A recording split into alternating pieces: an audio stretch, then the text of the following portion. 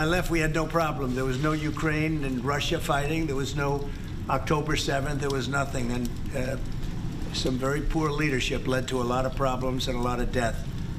And it's a shame, but we'll put it out. We'll put out the fires. We have a lot of fires, but we'll put them out. Mr. President, why do you still support a Palestinian state like the peace plan you presented in January 2020? Is this plan still on the table? Well, a lot of plans change with time, and a lot of death has occurred since I left and now came back. This death occurred not while I was here, but while somebody else was here.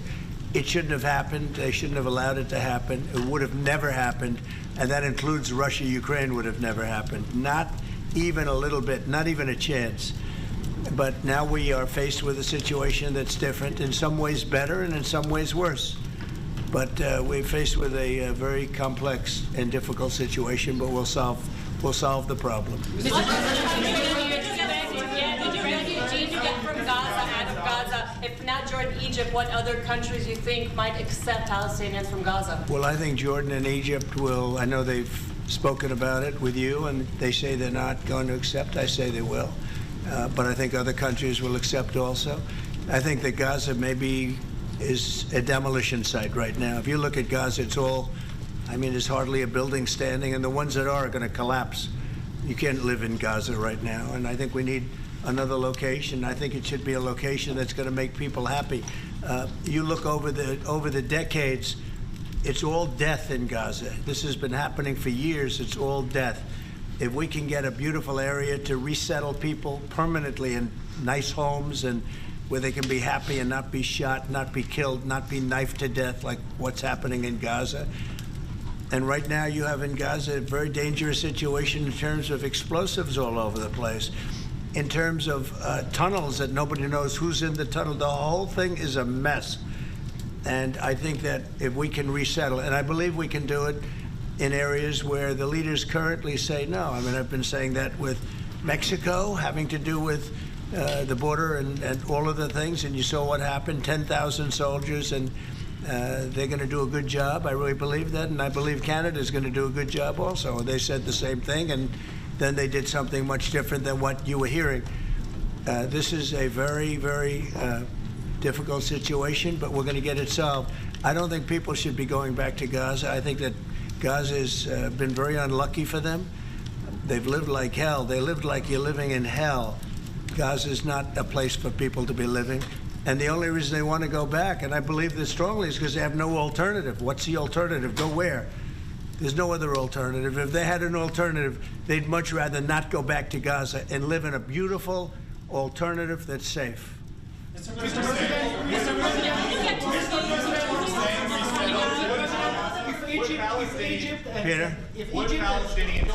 would Palestinians have the right to return to Gaza if they left while the rebuilding was happening? It would be my hope that we could do something really nice, really good, where they wouldn't want to return. Why would they want to return? The place has been hell.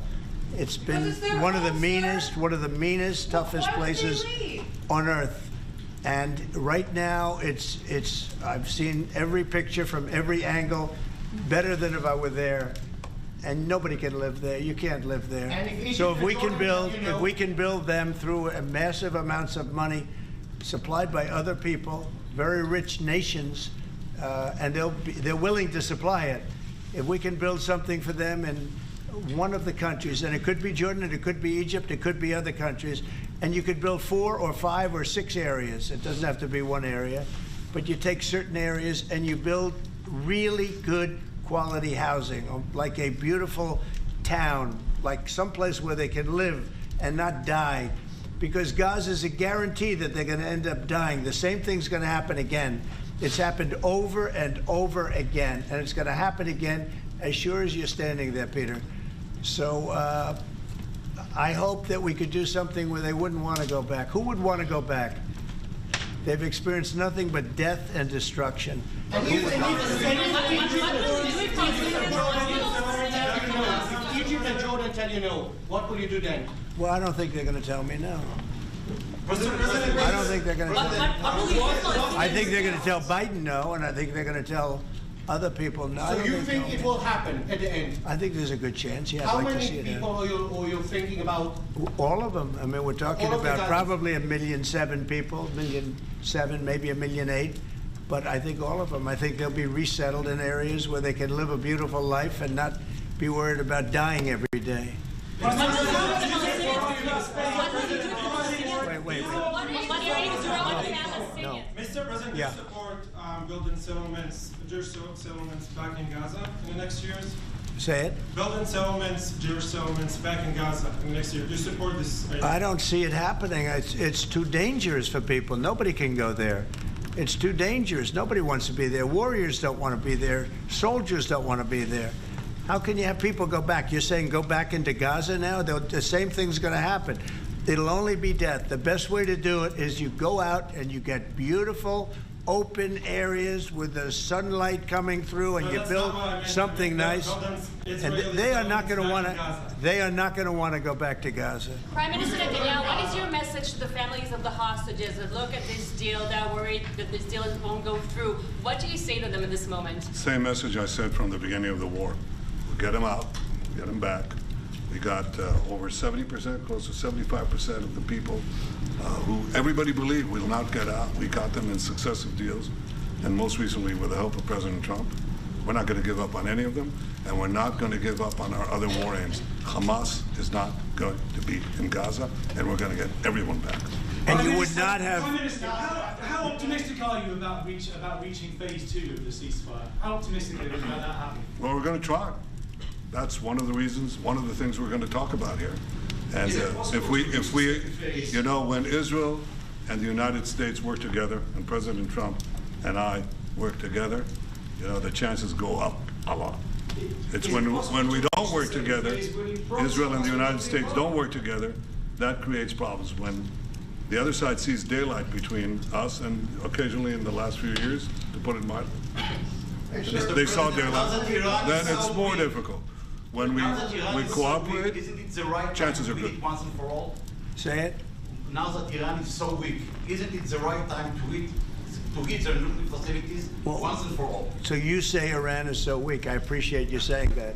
They're not weak. They're very strong right now, and we're not going to allow them to have a nuclear weapon. It's very simple. You know, I signed a very strong proclamation. Iran was in big trouble when I left. They were broke. They didn't have money for Hamas. They didn't have any money for Hezbollah. You had no problem. October 7th could have never happened. When I left, October 7th could have never happened. And frankly, Russia and Ukraine, as I said, could never have happened. They became very strong, very fast. They sold massive amounts of oil to China and everybody else who would not buy the oil when I was president, because we said, don't buy the oil. And they became very rich very quickly. But they're not weak. They're not weak. They're strong. Doesn't mean they won't be weak. But you know what? We just don't want them to have a nuclear weapon. They can't have a nuclear The weapon. Prime Minister, sorry, Mr. President, the Prime Minister wants you to strike Iran. That's what he wants. You don't know what he wants. What do you know about anything? Go ahead. But is that option on the table? Yes, please. President Trump, is that option on the table? You're not just talking about Jordan and Egypt. No, could be other places too. So in the Gulf, There are many people that have reached out, many countries, many leaders of countries that have reached out that would like to participate in that. Doesn't have to be Jordan and Egypt, but I think it would be also them. Mr. President, your relationship with Mr. Netanyahu knew ups and downs. How do you describe it? No, I think it's mostly ups. Mr. President, what about the Palestinian Authority? Should it rule Gaza because Gaza will be empty? What? The Palestinian Authority, can it rule Gaza? What do you think? Well, it's had a pretty hard time, wouldn't you say? I'd say it's had a pretty bad time of it. Mr. President, Qatar has, you've criticized in the past as a funder of terrorism, so as the Prime Minister, do you think they're part of the solution or part of a problem moving forward? I think they're trying to help. Qatar is absolutely trying to help. I know them very well, and they're doing everything they can. Very tough situation, but they're absolutely trying to help. Okay, thank you very much, everybody. Thank you. Thank you. Press, let's go. Come on, guys. Thank you. Have a great day.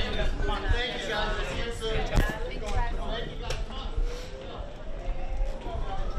Right this way. Thank you, press. All right, so we just heard there Israeli Prime Minister Benjamin Netanyahu, who you see seated to the left of the screen. Next to him, President Donald Trump. We also see Vice President J.D. Vance, both world leaders answering questions to the press who were allowed inside of the Oval Office and trying to get more details on the relationship between the U.S. and Israel going forward, especially given the fact that the war between Israel and Hamas continues in Gaza.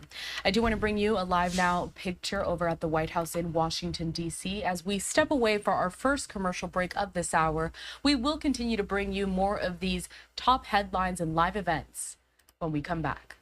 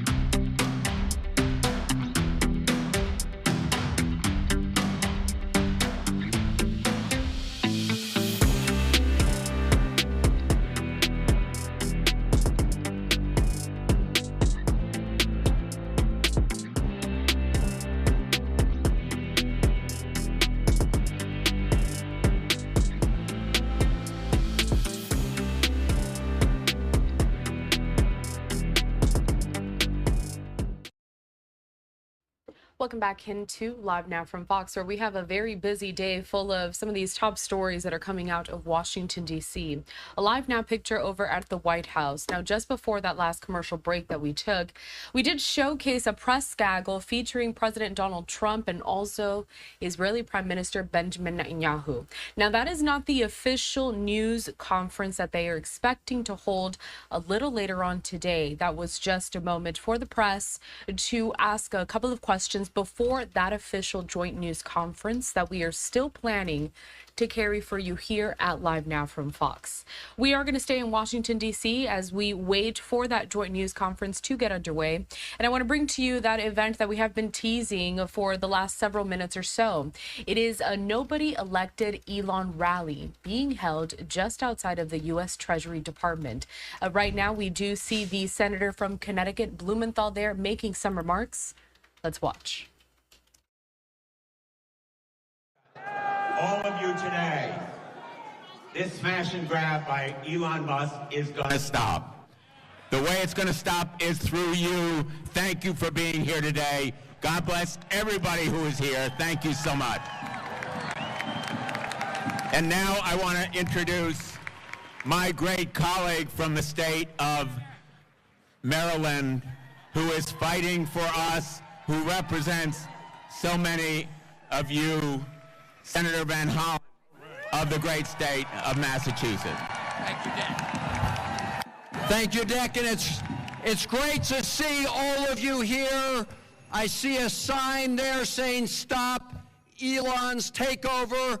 Are we going to stop Elon's takeover? Yeah. You bet we are.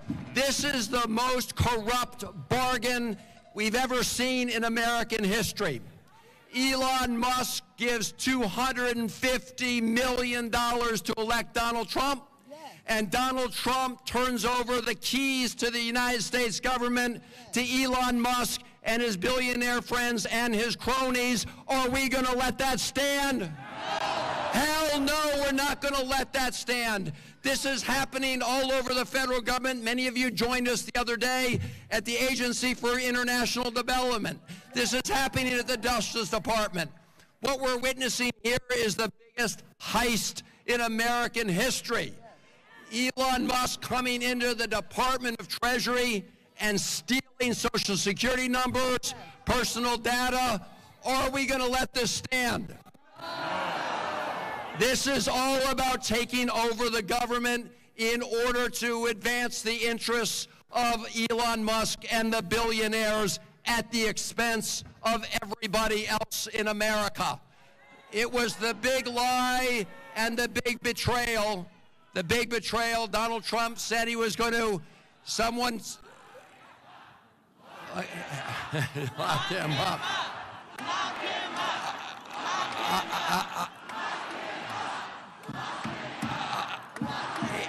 It is pretty clear we have to fight this in the courts. We have to fight this in the Congress. We have to fight this in the streets.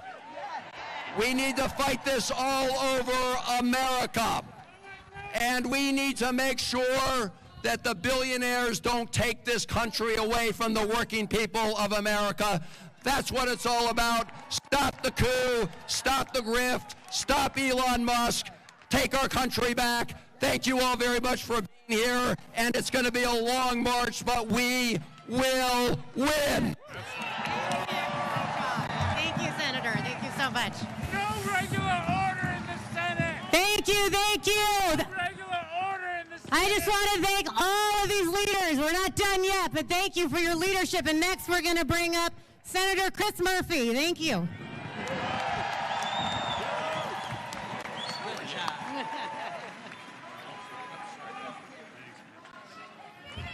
So it feels like the people of America have woken up. We are wide awake to the fraud that is being perpetuated on this country inside this building, and we are not going to stand for it.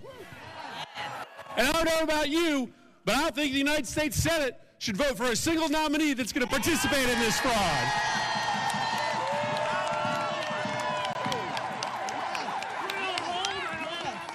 When we open up the Senate every single morning, we don't pledge allegiance to the billionaires. We don't pledge allegiance to Elon Musk. We don't pledge allegiance to the creepy 22-year-olds working for Elon Musk. We pledge allegiance to the United States of America. And so I want to make sure that my mother gets her Social Security check, not because she pledges allegiance to Elon, but because she pledges allegiance to the United States of America. I want to make sure your neighbor gets their tax refund, not because they pledge allegiance to the billionaire class, but because they pledge allegiance to the United States of America. And so we have work to do right now. Every single one of us has a responsibility to stand up to this fraud. And it is true, we have to reach out to everyone in this country, conservatives, liberals, Republicans, Democrats, and tell them that we have not months, we have not weeks, but we have days to stop the destruction of our democracy. We have work to do.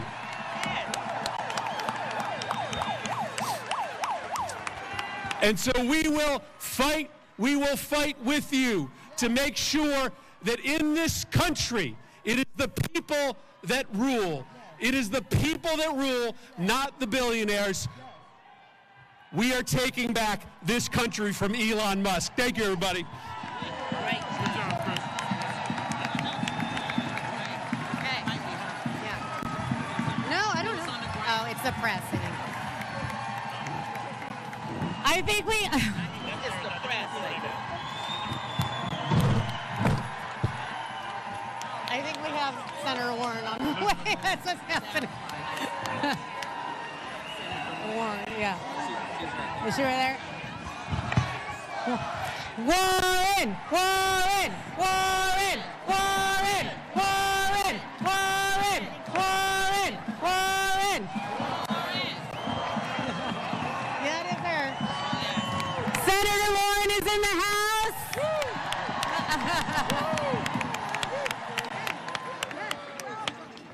Come on up, Senator Warren. The people want to hear from you. Let's give it up for Senator Warren.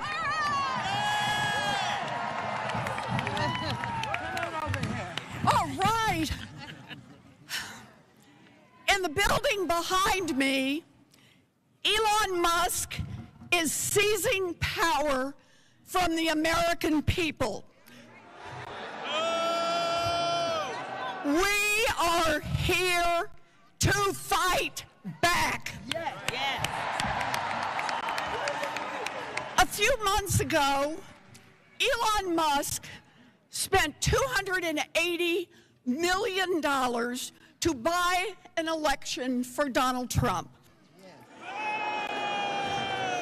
Now, Elon Musk is here to collect on his investment. Yes. He is here to seize power for himself.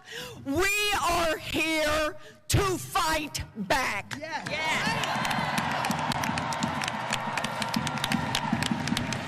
Musk has grabbed control of America's payment system. This is the system that makes sure that your grandpa gets his Social Security check on time. This is the system that makes sure that your mom's doctor gets paid for her Medicare exam. Elon Musk wants the power to turn that on, to turn that off, as Elon Musk decides. Elon Musk wants the power to say that your grandpa, who frankly is a cranky old guy, and sometimes disses Elon on X, doesn't get his Social Security check on time. Elon Musk wants power to say to your mom's doctor, you're not doing it the way I would, so the doctor doesn't get paid. Elon Musk wants the power to decide whether or not every road repair in America goes forward, whether or not every Head Start center in America opens, and whether or not every military base anywhere in the world operates according to Elon. Elon Musk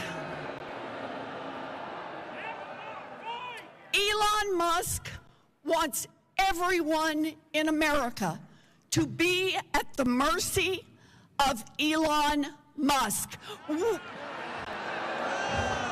We are here to fight back. Fight back.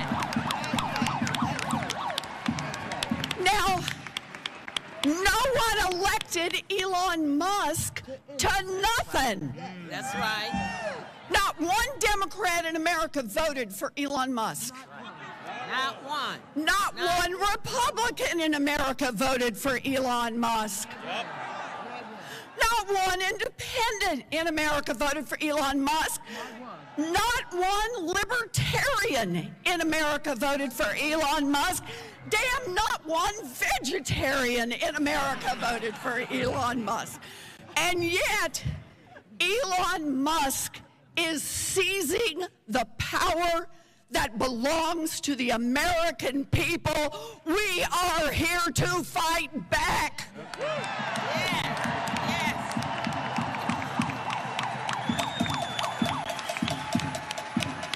This is no longer business as usual. We will speak out. We will rally. We will power a movement all across this country.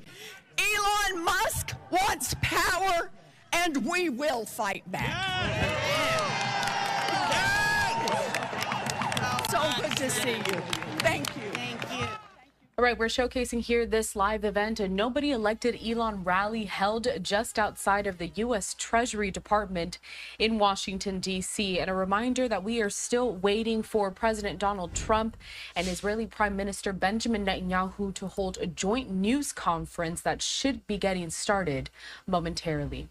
We do want to step away for a brief commercial break at Live Now from Fox, but we continue with more of these top stories next.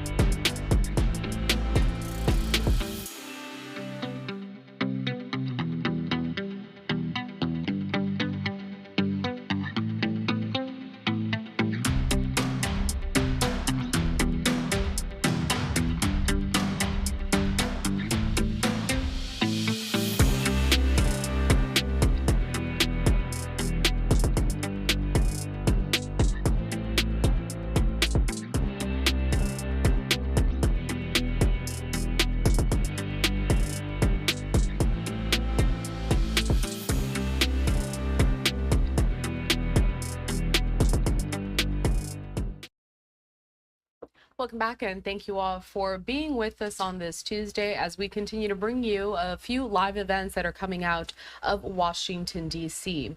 A reminder once again that we are still expecting a joint news conference to be held between President Donald Trump and Israeli Prime Minister Benjamin Netanyahu.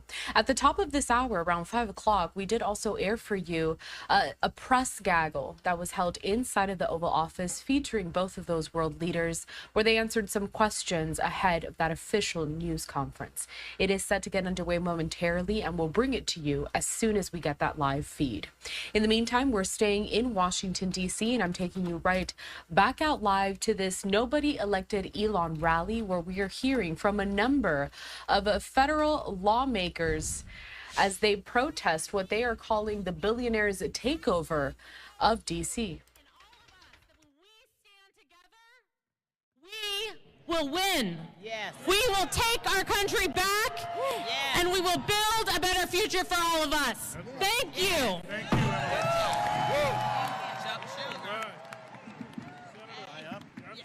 You up now. Hello, everybody. Are we going to fight the fight? Are we going to win the fight? Are we not going to rest till we win? Let me say first some good news. Every one of the 47 Democratic senators is going to vote against that horrible, dangerous man, Russell Vogt, on Wednesday. And we cannot allow Elon Musk and a small group of people to secretly, behind closed doors, take away our privacy, take away our dollars, take away everything we have. We are going to fight this fight. I am going to stand with you in this fight, and we will win. We will win. We will win. We will win. We will win. We will win. We won't rest. We won't rest. We won't rest. We won't rest. Thank you, everybody. Thank you, Leader Schumer. All right, we're going to...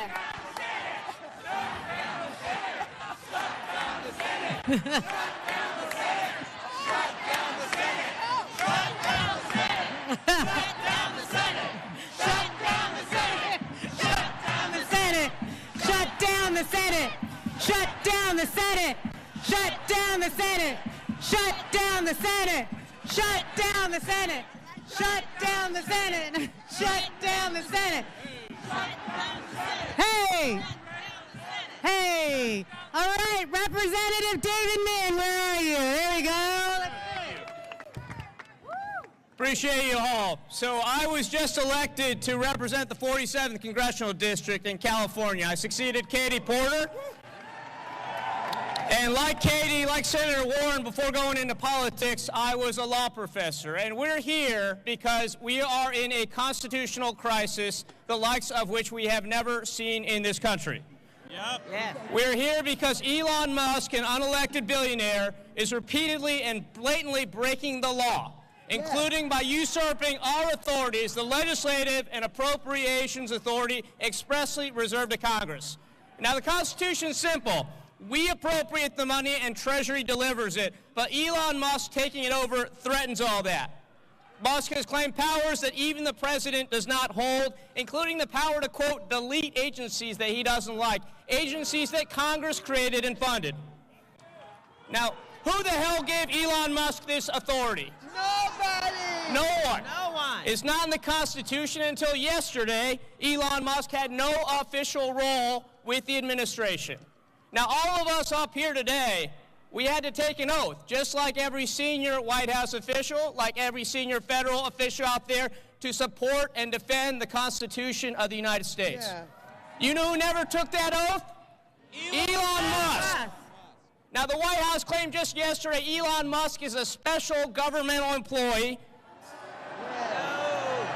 Now, and there's no evidence that he was ever appointed that role, but let's be clear. He is special, very special. No, he's not. But not in that kind of way. Right. And special governmental employees do not have the right to delete agencies, fire federal employees, shut off access to their accounts. No. But let's step back and ask, why did Elon Musk want to take control of the payment system? That's the $64 trillion question. And we know why, because he made clear he wants to cut $2 trillion from our budget. Now, if you look at our budget, there's not $2 trillion to cut unless you massively cut Social Security and Medicare, and that is what he's after. And now he has the ability to shut off your Social Security, Medicare, any payments he wants with the flip of a switch. Obviously, he has control of our information as well. He has broken the law time and time again. This cannot stand. He must be held accountable. He must be made to pay. We must enforce the law.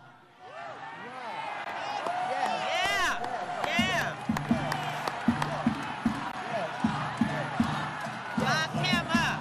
Lock him up. Lock him up. Lock him up.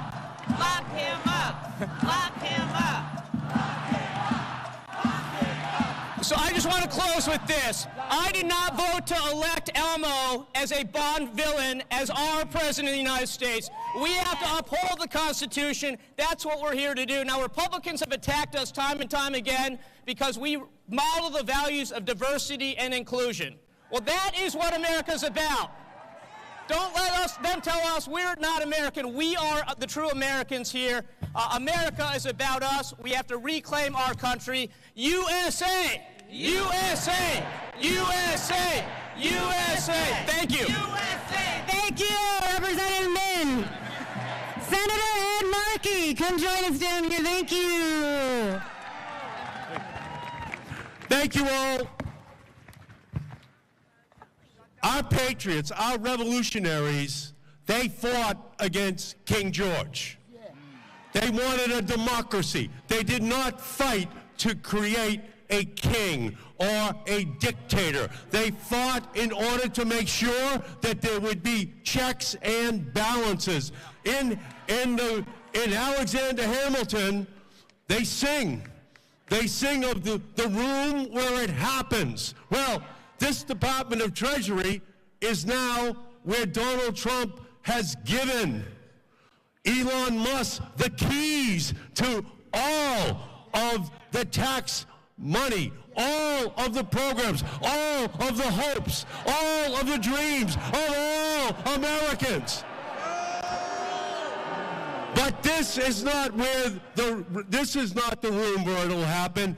This is the room where it's going to happen. It's going to happen out on the streets of our country. We are not going to make America great again by making America hate again. We are going to stand and fight. Those revolutionaries, they got knocked down, but they got up and fought. The abolitionists, they got knocked down, but they got up and fought. The suffragettes, they got knocked down, but they got up and fought. And right now, all across America, people are knocked down, but they are getting up, and they are going to fight the dictator of Donald Trump and his henchman, Elon Musk. We cannot allow this unlawful, unfair, unconstitutional act to stand. We are going to stand and fight. Fight. Fight. Let's go and do it. Thank you. Thank you. All right, let's give it up for Representative Ayanna Pressley.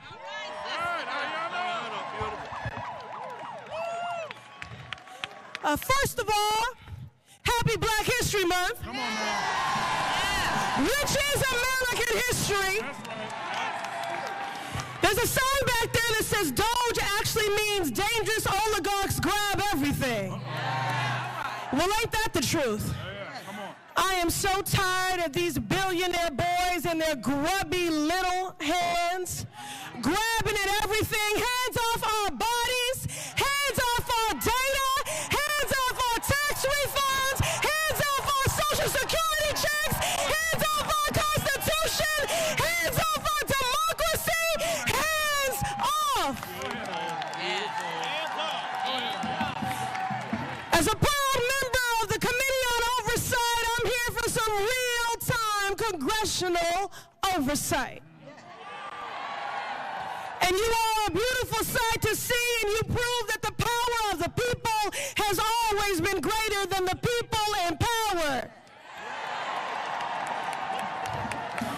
That was true in Seneca Falls. That's right. That was true in Selma. That was true at Stonewall. Right. And it will be here true today. This is an unprecedented moment, a constitutional crisis, but we will match their energy. With unprecedented organizing, mobilizing, agitating, we will see you in the courts, in Congress, in the streets. Elon Musk is a Nazi Nepo baby.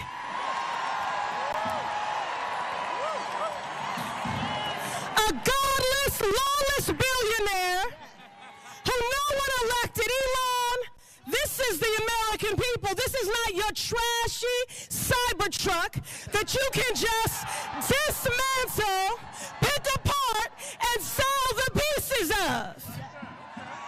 All right.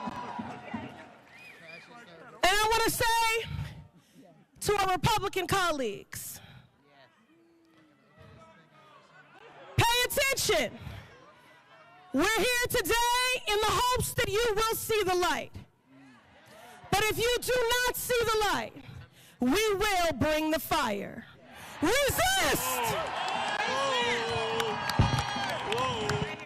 Taking a listen here to several Democratic lawmakers attending this Nobody Elected Elon rally that is being held right now in Washington, D.C.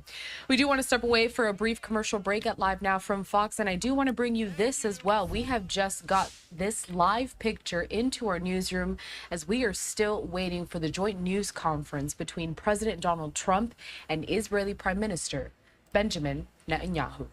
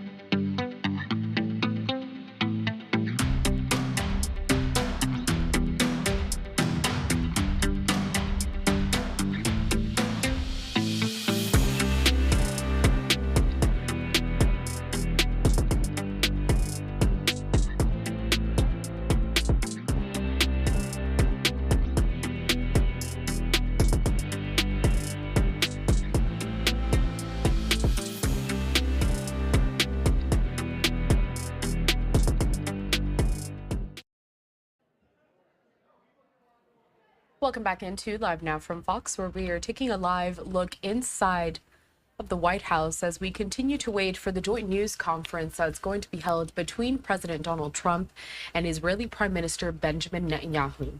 It should get started really very soon. But in the meantime, let's head back out to this rally that we continue to showcase as Democratic lawmakers continue to rally against billionaire Elon Musk. Back. Fight back. Fight back. And as I close out,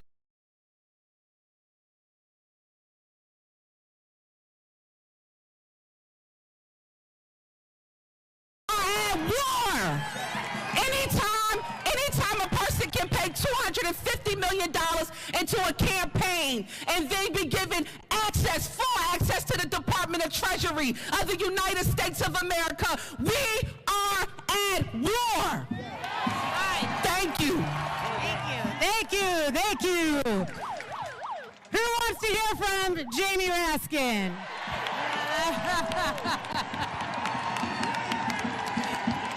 I think they're calling you.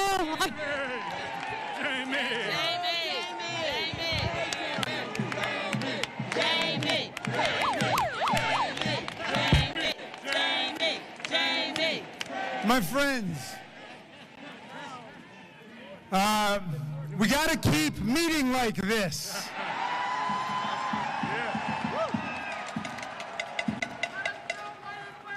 I was at AID yesterday. Anybody go to USAID to defend the federal workers?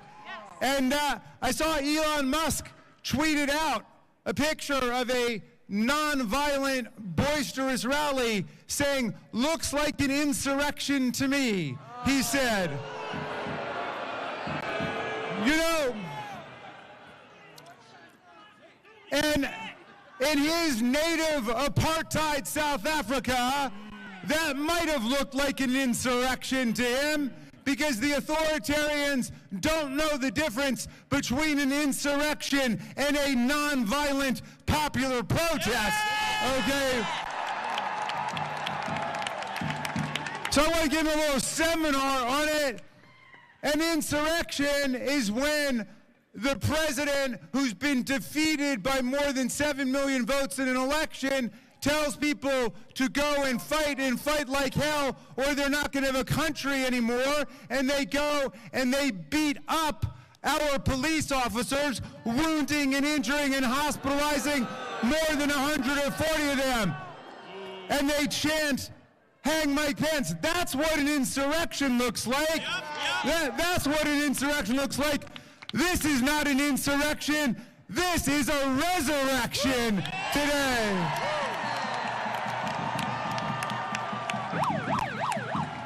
Why don't you tell America what democracy looks like? This is what democracy looks like.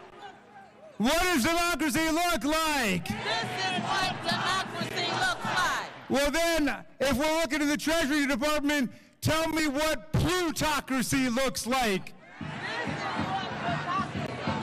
What does democracy look like? This is what democracy looks like. What does plutocracy look like? This is what democracy looks like. Well, my friends, they sent a memo to 2 million federal workers called the fork in the road.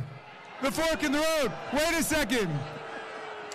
They took the memo verbatim from what Elon Musk sent the workers at Twitter when he took over that company, and now he thinks he's taken over this company. And so he sent everybody the exact same fork in the road memo with the exact same subject line, fork in the road. My friends, the real fork in the road is between democracy and autocracy in America. That's the fork in the road. That's the fork in the road. So, we don't have a lot of time to get this right. Do you want Elon Musk controlling your parents' Social Security checks? Do you want Elon Musk controlling the flow of money to the red states or the blue states? Do you want Elon Musk controlling congressional appropriations to disaster areas around America? Are you willing to fight day and night, dawn and dusk, to fight Elon Musk and take our government back? My friends, I'm gonna leave you with the words of some great democracy patriots who we gotta keep close in our hearts. First, the great Frederick Douglass, who was born an hour away from here in the Wye River Plantation. And he became a great freedom fighter in the Civil War and through Reconstruction. And Douglass said, if there's no struggle, there's no progress. And the struggle may be moral, it may be physical, it may be moral and physical, but there must be struggle. Power concedes nothing without a demand. It never has, and it never will. A message to you from the great Marylander, Frederick Douglass.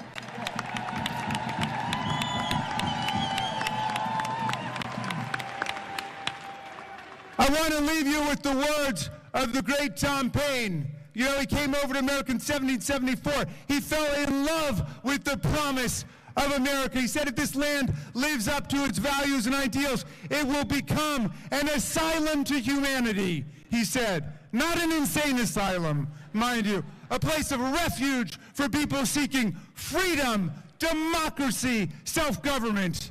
And he wrote Common Sense, the pamphlet that ignited the American Revolution against the kings and the queens and the oligarchs and the plutocrats and the emperors, all of it.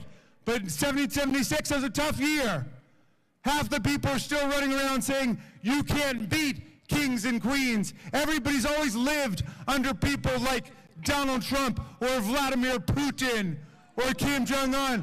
But half of the people said, no, They said, let us gamble on democratic freedom. Let's pledge to each other our sacred honor, our property, our very lives to fight for democracy and freedom, said Tom Paine. And then in 1776, he wrote a pamphlet to give people courage and hope.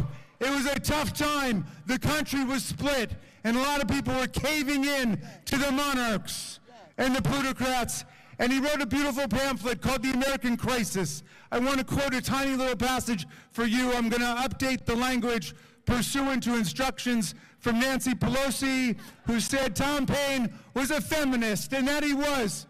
He was fighting for women's suffrage in the 18th century, just as he was fighting for abolitionism too. But he wrote this line, and he said, "These are the times that try men and women's souls. The summer soldier and the sunshine patriot will shrink at this moment from the service of their cause and their country. But everyone that stands with us now will win the love and the favor and the affection of every man and every woman for all time. Tyranny, like hell, is not easily conquered, but with this saving consolation, the more difficult the struggle, the more glorious in the end will be our victory. Let's make that victory ours." You just heard there from Representative Raskin, also making some remarks at this Nobody Elected Elon rally that continues in Washington, D.C. On the top right-hand side of your screen, we also have a live picture from inside the White House as we continue to wait for President Donald Trump and Israeli Prime Minister Benjamin Netanyahu to hold their joint news conference. We do have to step away for our final commercial break of this hour, but we'll continue with more of these top stories out of D.C. next.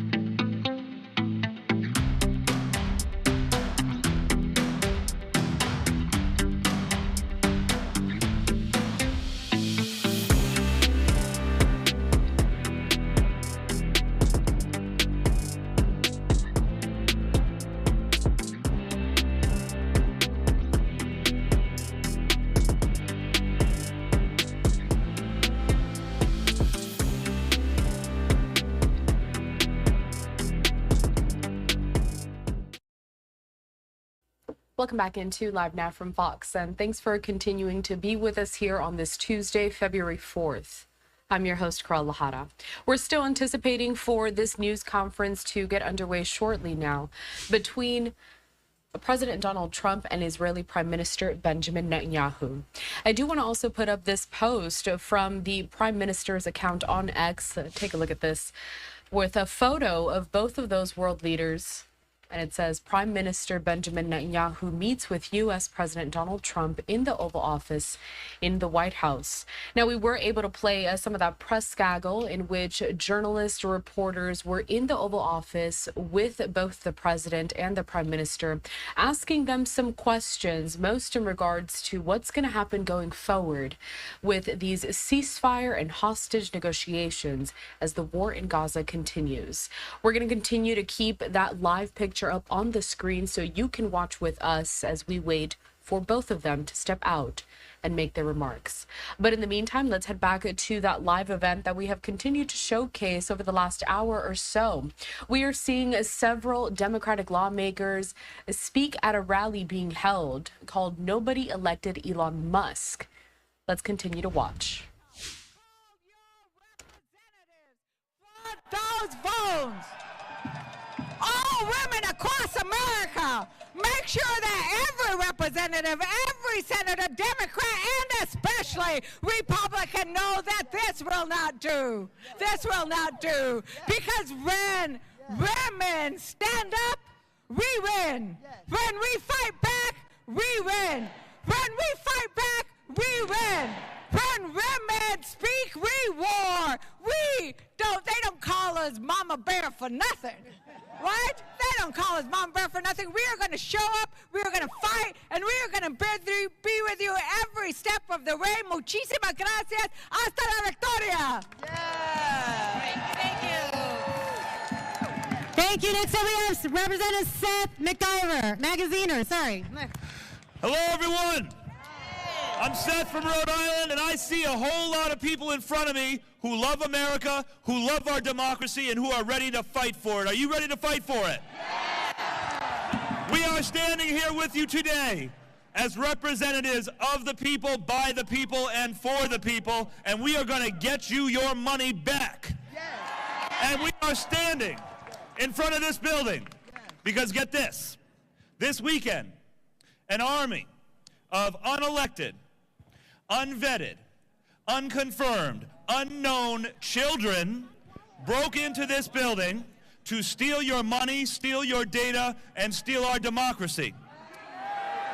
And that group of unelected, unvetted, unconfirmed children were acting under the orders of an unelected, unvetted, unconfirmed, man-child billionaire who is trying to steal from you. And we are not going to let it happen. We are not going to let the cruelty of this man win. The cruelty of stealing from the people to pay for a tax cut for himself. To steal food from children to pay for a tax cut for himself. Medicine from seniors to pay for a tax cut from himself. Your data to get money for a tax cut for himself, and our democracy for a tax cut for himself. We are not going to let that happen. My question for you, are you ready to do the work? Because this isn't going to happen by himself. He was bragging over the weekend that he was working harder than us. So are you ready to do the work? Are you ready to do the real work to take our country back? We are ready to work with you, and we are going to win. Thank you very much. Thank you, thank you, thank you. Representative Bynum up here. All yours. All right, greetings from Portland, Oregon. Now, I just started this job, and they already got me out here in the cold.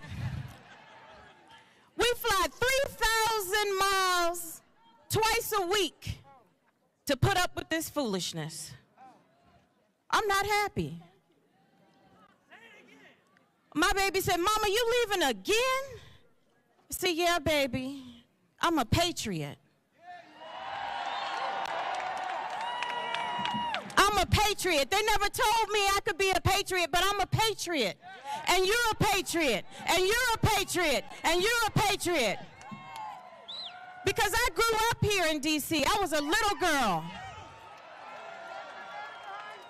I was a little girl that rode the 50 line to Brightwood Elementary School. And they always told us the British had come to storm the city. They always reminded us the British had come and they burned everything down and we could never let that happen again. They told us, and here we are, Trump and his billionaire boy band. They're not British this time, this one's South African, but they came back. And we're here to say bye-bye. Bye-bye. Bye-bye. Bye-bye. Now, Trump, I done already sued you one time when y'all came to Portland and y'all were body snatching, and that had to stop. But I'm here today to tell you we're showing up. We are all patriots. They're going to take their hands out of our piggy banks. We're going to shut it down.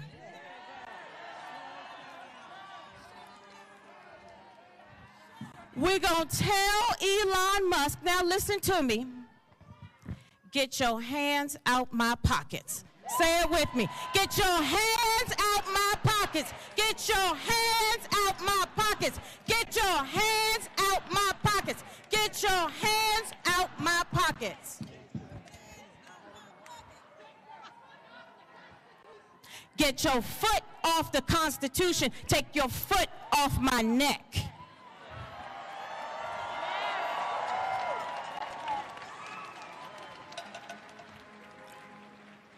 Now, it's important that you all know that some of us up here are parents. And the reason we serve in Congress is to secure the blessings of liberty for ourselves and our posterity. That means not just for this generation, but the next generation, and the next generation, and the next generation, and the next generation. I'm not flying 3,000 miles away every week, twice a week for you to take my money. I'm not giving an inch. And you're not giving an inch. And you're not giving an inch. This is our country. Like I said, Trump, I done already sued you once. I'm ready to do it again. Thank you. I'm sorry. Representative Ansari. Where? There you go. Okay, you got it. Good evening. Has it been a long year or what? Damn. I represent Phoenix, Arizona, Arizona's 3rd Congressional District, a community of immigrants, a community of veterans, a community of LGBTQ+ individuals, a community of hard-working American people who did not sign up for Elon Musk's hostile takeover of the United States government. We did not sign up for this hostile takeover of the government. Last I checked, Donald Trump was elected as president, but illegal action after illegal action and allowing an unelected billionaire, Elon Musk, to do whatever it is that he pleases, he literally thinks he's a king. And King Trump and Elon Musk are going after all of your freedoms, all of your rights, your money, your health insurance, your privacy, your data, and we cannot stand for it. Thank you for being here tonight. It is so important that people across the country show that this is not acceptable. This is not what a democracy is all about. We will not stand for it. We will use every lever in our power, but we need you. We need you to call your Republican representatives and ask them why they are complicit in the hostile takeover and dismantling of every agency. They went after USAID. They've gone after Treasury. They're going after the Department of Education. They're going after the Environmental Protection Agency. It is outrageous. So thank you so much for fighting with us. We will win this. Thank you, thank you, thank you. Got a few more. We're going to do Representative Becca Balint next. Hey, hey, hey, Vermont's in the house. Every movement needs a scrappy little dyke, and I am that person. Let's bring it, everybody. We need to bring all of the energy, all of the talents we have. Each of you, you have something special to bring to this movement. I see lots of people out here saying, what can we do? How do we put our energy in? Here's the marching orders, folks. First and foremost, you cannot lose hope. I know everyone is exhausted. You're overwhelmed. You feel like you got nothing to give. I get it. You must do what you can when you can. And when you need a break, you turn to the person next to you and say, it's all for you. You go in now. You do what you can when you can. We need all of you to be our eyes and ears.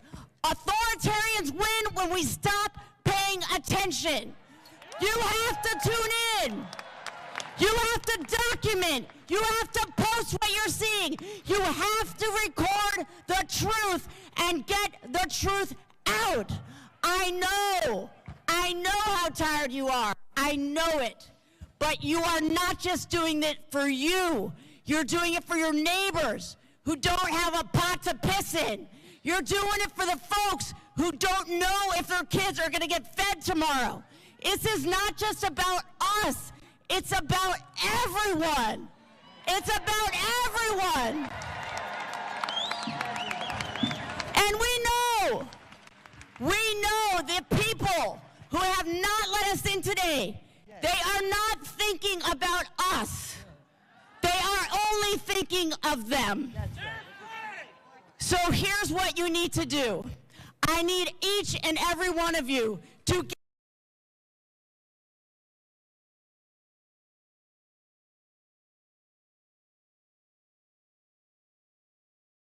focused. I need you to wake up every day and say, I am in the fight. Are you with me? Yes! Let's go! Yes! Awesome! How about that? Yes! Representative Gomez, you're... When we fight, I'm Jimmy Gomez from Los Angeles. Before I was ever elected, I was a union member and a union organizer with the American Federation of State, County, and Municipal Employees. And we learned that we are brothers and sisters keepers, that when we speak, we make more noise than the 10,000 people who remain silent. So we can make some noise. Are we going to fight in Congress? Are we going to fight in the courts? Are we going to fight in the agencies? And are we going to win? Also, I am also on the Ways and Means Committee. It is not the sexy committee that on judiciary or oversight. You do not see us fighting, but we do fight. Because this committee is the most powerful committee in the House of Representatives. It has direct oversight of the Secretary of the Treasury. It has direct oversight over taxes. It has direct oversight over trade. And then what they're going to try to do is pass a tax cut that gives $5 to $8 trillion to the richest 1/10 of 1% of Americans. That's what this is about. And here's the thing. When Secretary Bessent gave access to Elon Musk and his cronies, it wasn't just about data, right? People say it's about data. It's about control. It's about control. Because if you ever filed your taxes, they have your bank account number. They have your routing number. And what they can do is take that money out of your account without ever you knowing it. So that's what they can do. They can steal your money. And what we're going to say, what we're going to do is we're going to stop the steal. We're going to stop them from stealing your parents' money, your Social Security money. We're going to make sure that we push back, because it's all about giving tax cuts of almost $8 trillion to the wealthiest individuals in this country. And it's time that we stop the billionaire establishment from stealing our future. Thank you. Thank you. Thank you. Representative Kendrick, let's hear it from you. How are you doing out here? How are you doing out here? I'm Sydney Kamlager-Dove. Shut down the Senate. Shut down the Senate. Shut down the Senate. Shut down the Senate. That's right. My name is Sydney Kamlager-Dove, and I am from Los Angeles. And we are still trying to recover from the devastation of the fires across LA County. And I can tell you something for sure. No one elected Elon Musk to make any decisions about getting my county, my city, my state aid to help us rebuild. There is an economic coup happening right here in the Treasury and right there in Trump's White House. But there's a revolution happening right here in these streets.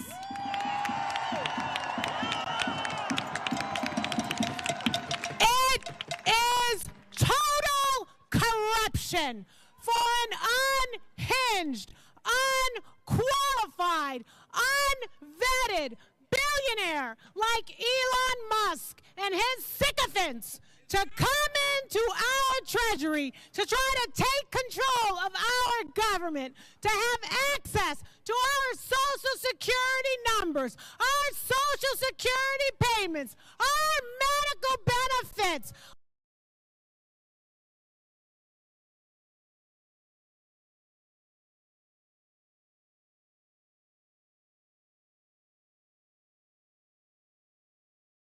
Our money?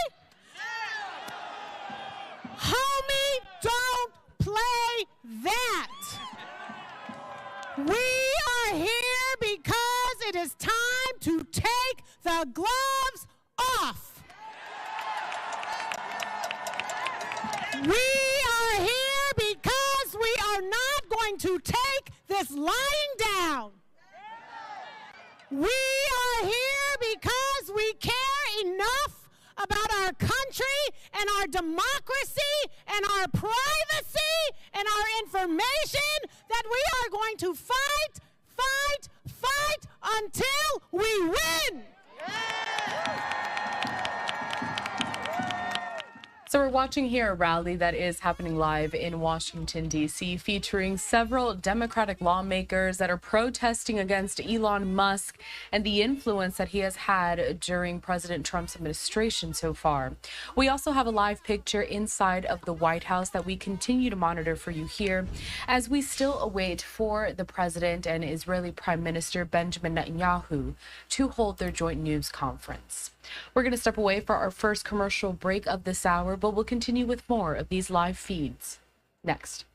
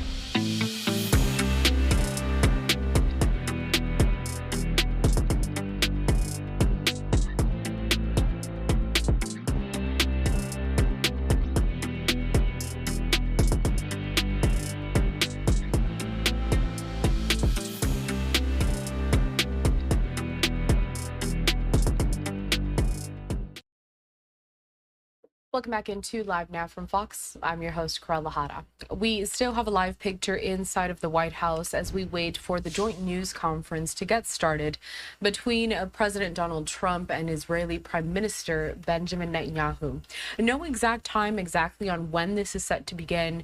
You know, according to the schedule, it was supposed to start about an hour ago, so it is running a bit late, but we do believe that it will get started momentarily. It is one of the major stories that we're following for you on this evening.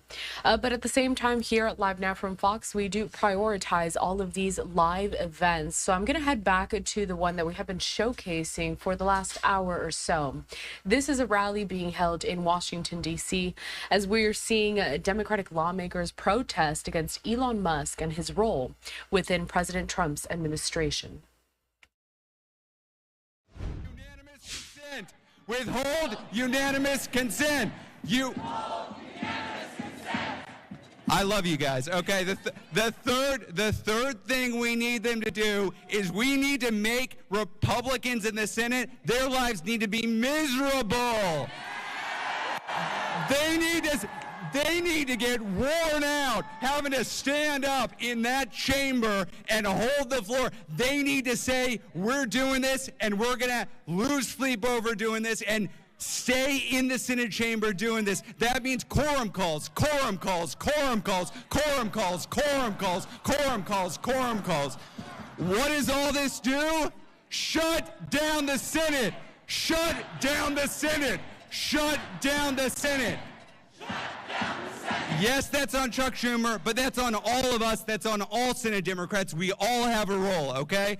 That is what we are going to do. Now, the easy way to think about this is when you're going and talking to your Democratic senator, you say, hey, imagine you are Mitch McConnell in the minority, and then do what that asshole would do. That's what you're going to do. Are we going to unify this Democratic opposition? Are we going to stop what Donald Trump and Elon Musk are doing to our country? Is Trump a king? Oh, that's news to me. Does Musk have a mandate? Are we going to use the tools available to us to fight for this democratic republic? Are we going to win? Are we going to win? Shut down the damn Senate. Thanks, folks. Go home and call your senators. Go to meet at their offices. Have a good night.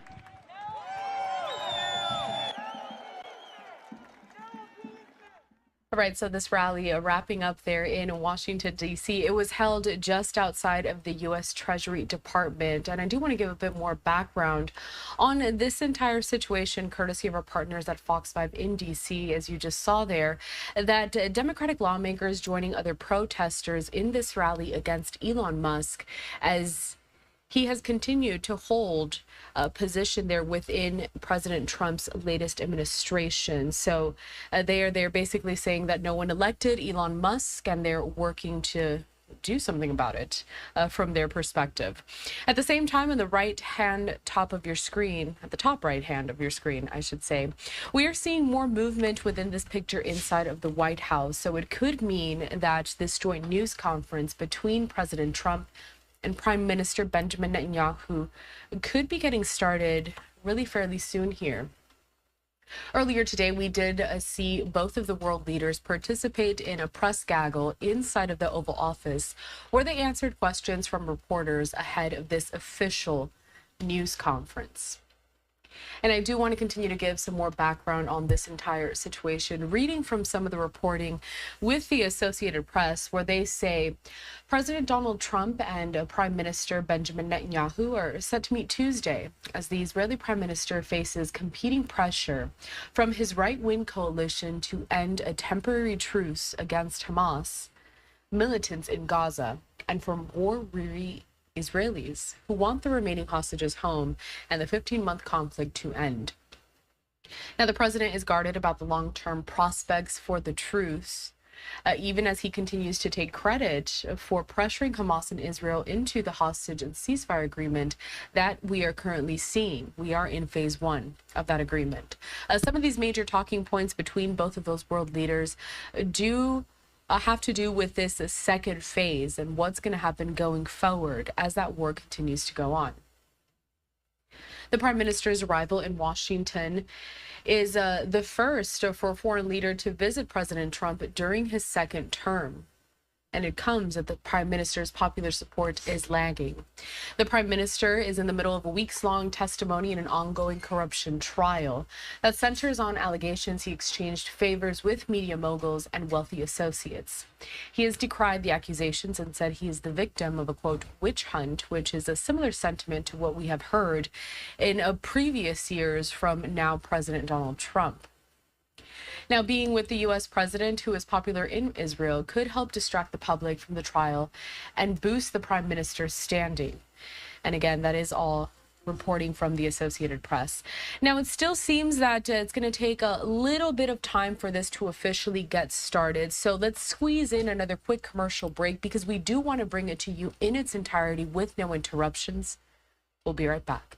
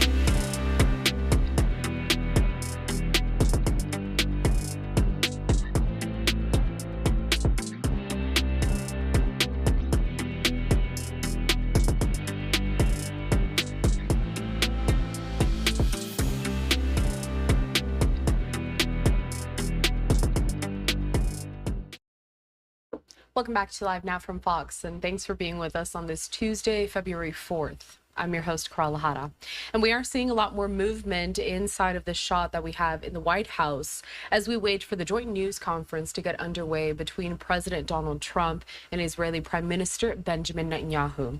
So let's take a look at this. We do have a couple of angles here that we can showcase, and during the commercial break, we did just see the new White House press secretary walk in there. We also saw Pete Hegseth, who is now leading the Department of Defense.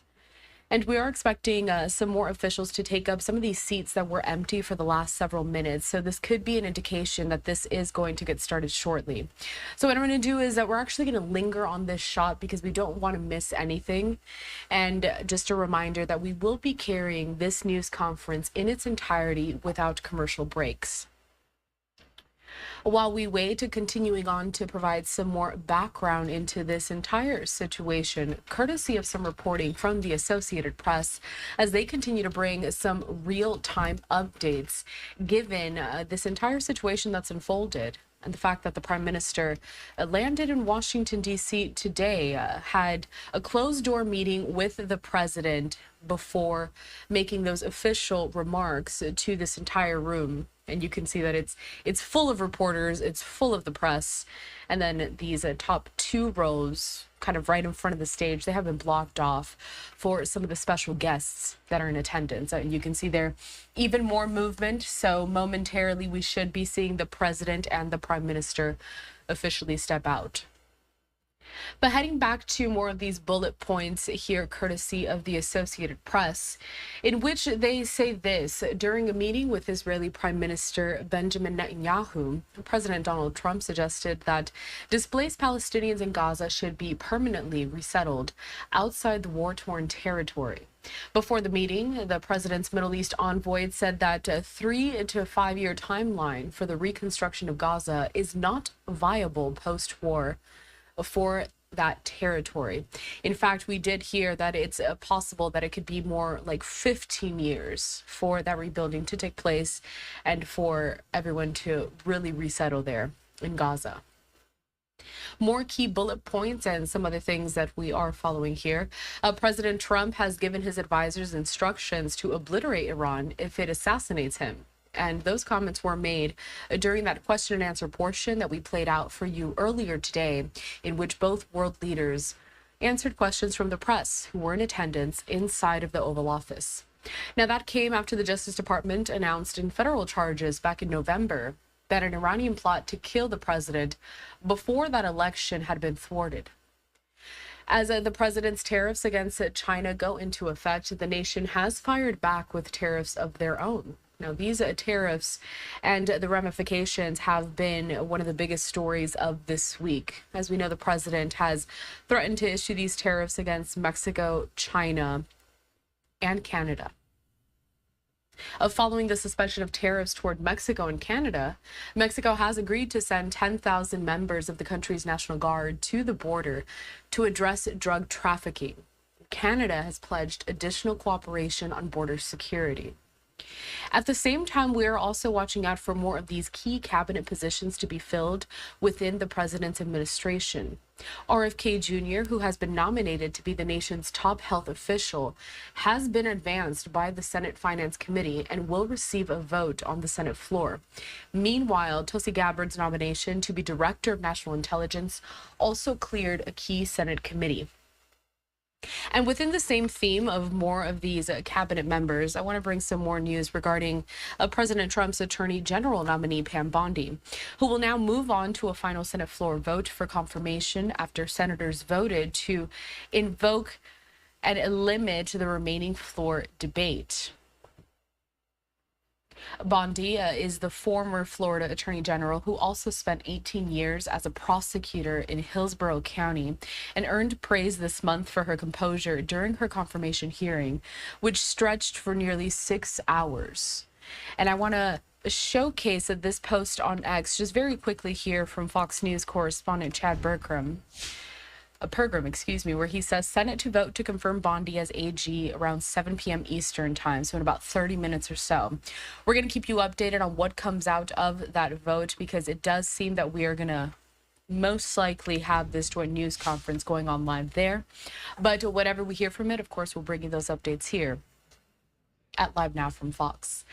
Continuing to speak a little bit more about Pam Bondi here. By a vote of 52 to 46, the Senate invoked a cloture on the nomination Monday night, defeating that legislative filibuster. If confirmed, Bondi stressed her primary goal would be to enforce federal law without political considerations. Bondi's experience and composure in her meetings with lawmakers, as well as during the confirmation hearing itself, won wide praise from Republicans on the panel, as well as some Democrats who voted last week to approve her nomination. So that's just the latest, and a reminder, the Senate is scheduled to vote to confirm Bondi as Attorney General at around 7 p.m. Eastern Time, so in about 30 minutes. Kind of moving back to this live picture that you are seeing there on your screen, everything having to do with the meeting that the president just had with the Israeli Prime Minister. And the fact that we are awaiting some new details on perhaps what the second phase of the ceasefire negotiation is going to entail, as we know that Israel is still trying to get a number of hostages that are still being held by Hamas militants in Gaza.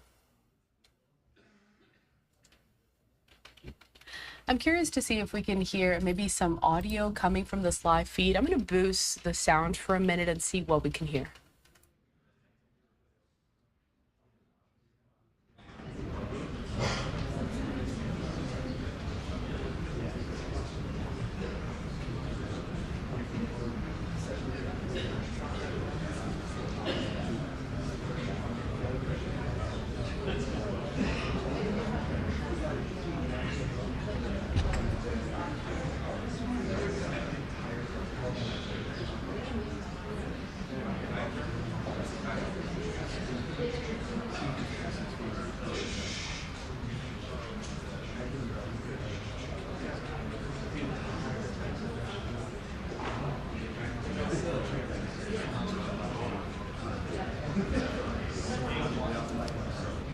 Okay, so as you can see, not really too much audio happening there. Folks that are in attendance just kind of speaking amongst themselves as we wait for the president and the prime minister to come out. But we don't want to step away for a commercial break because we don't want to miss anything. So instead, let's just stay in Washington, D.C. with more of these live images that we're getting out of Capitol Hill. We are seeing senators inside of Capitol Hill discussing some more of these cabinet nominations and these key positions for President Trump's administration coming up, and some of the votes that are going to be happening within the next couple of days. So let's listen into what's happening inside of Capitol Hill, and then we will also have this picture on your screen so you can watch live with us so we don't miss anything.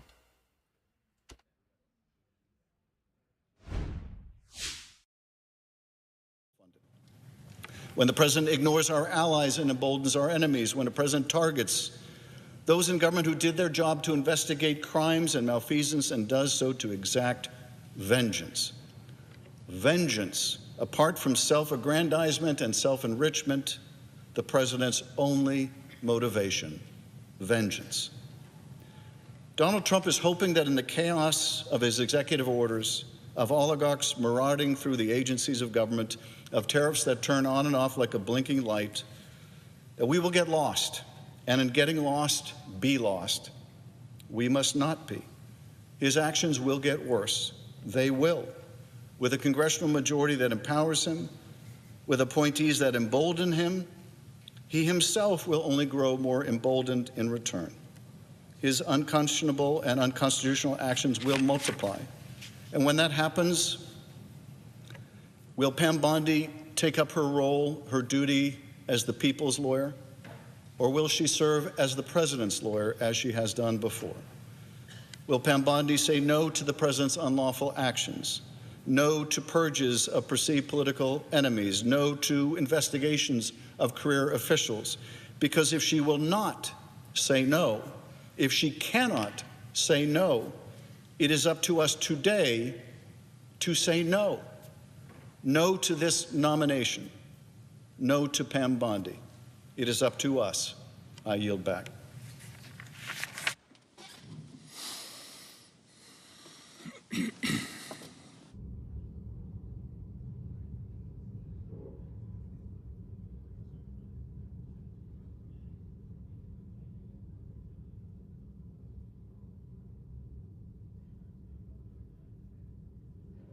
Senator from Connecticut. As my colleague, Senator Schiff of California, has just so powerfully stated, we are in the midst of a constitutional crisis. A crisis that would have been unimaginable just weeks ago. A crisis that involves a president disobeying the law. Now, presidents in the past have disobeyed the law. They've sought to test the boundaries of their power, and the courts have blocked them. But never has a president violated so many significant laws and the Constitution so rapidly, so repeatedly, that we are, as Senator Schiff said, lost in the chaos.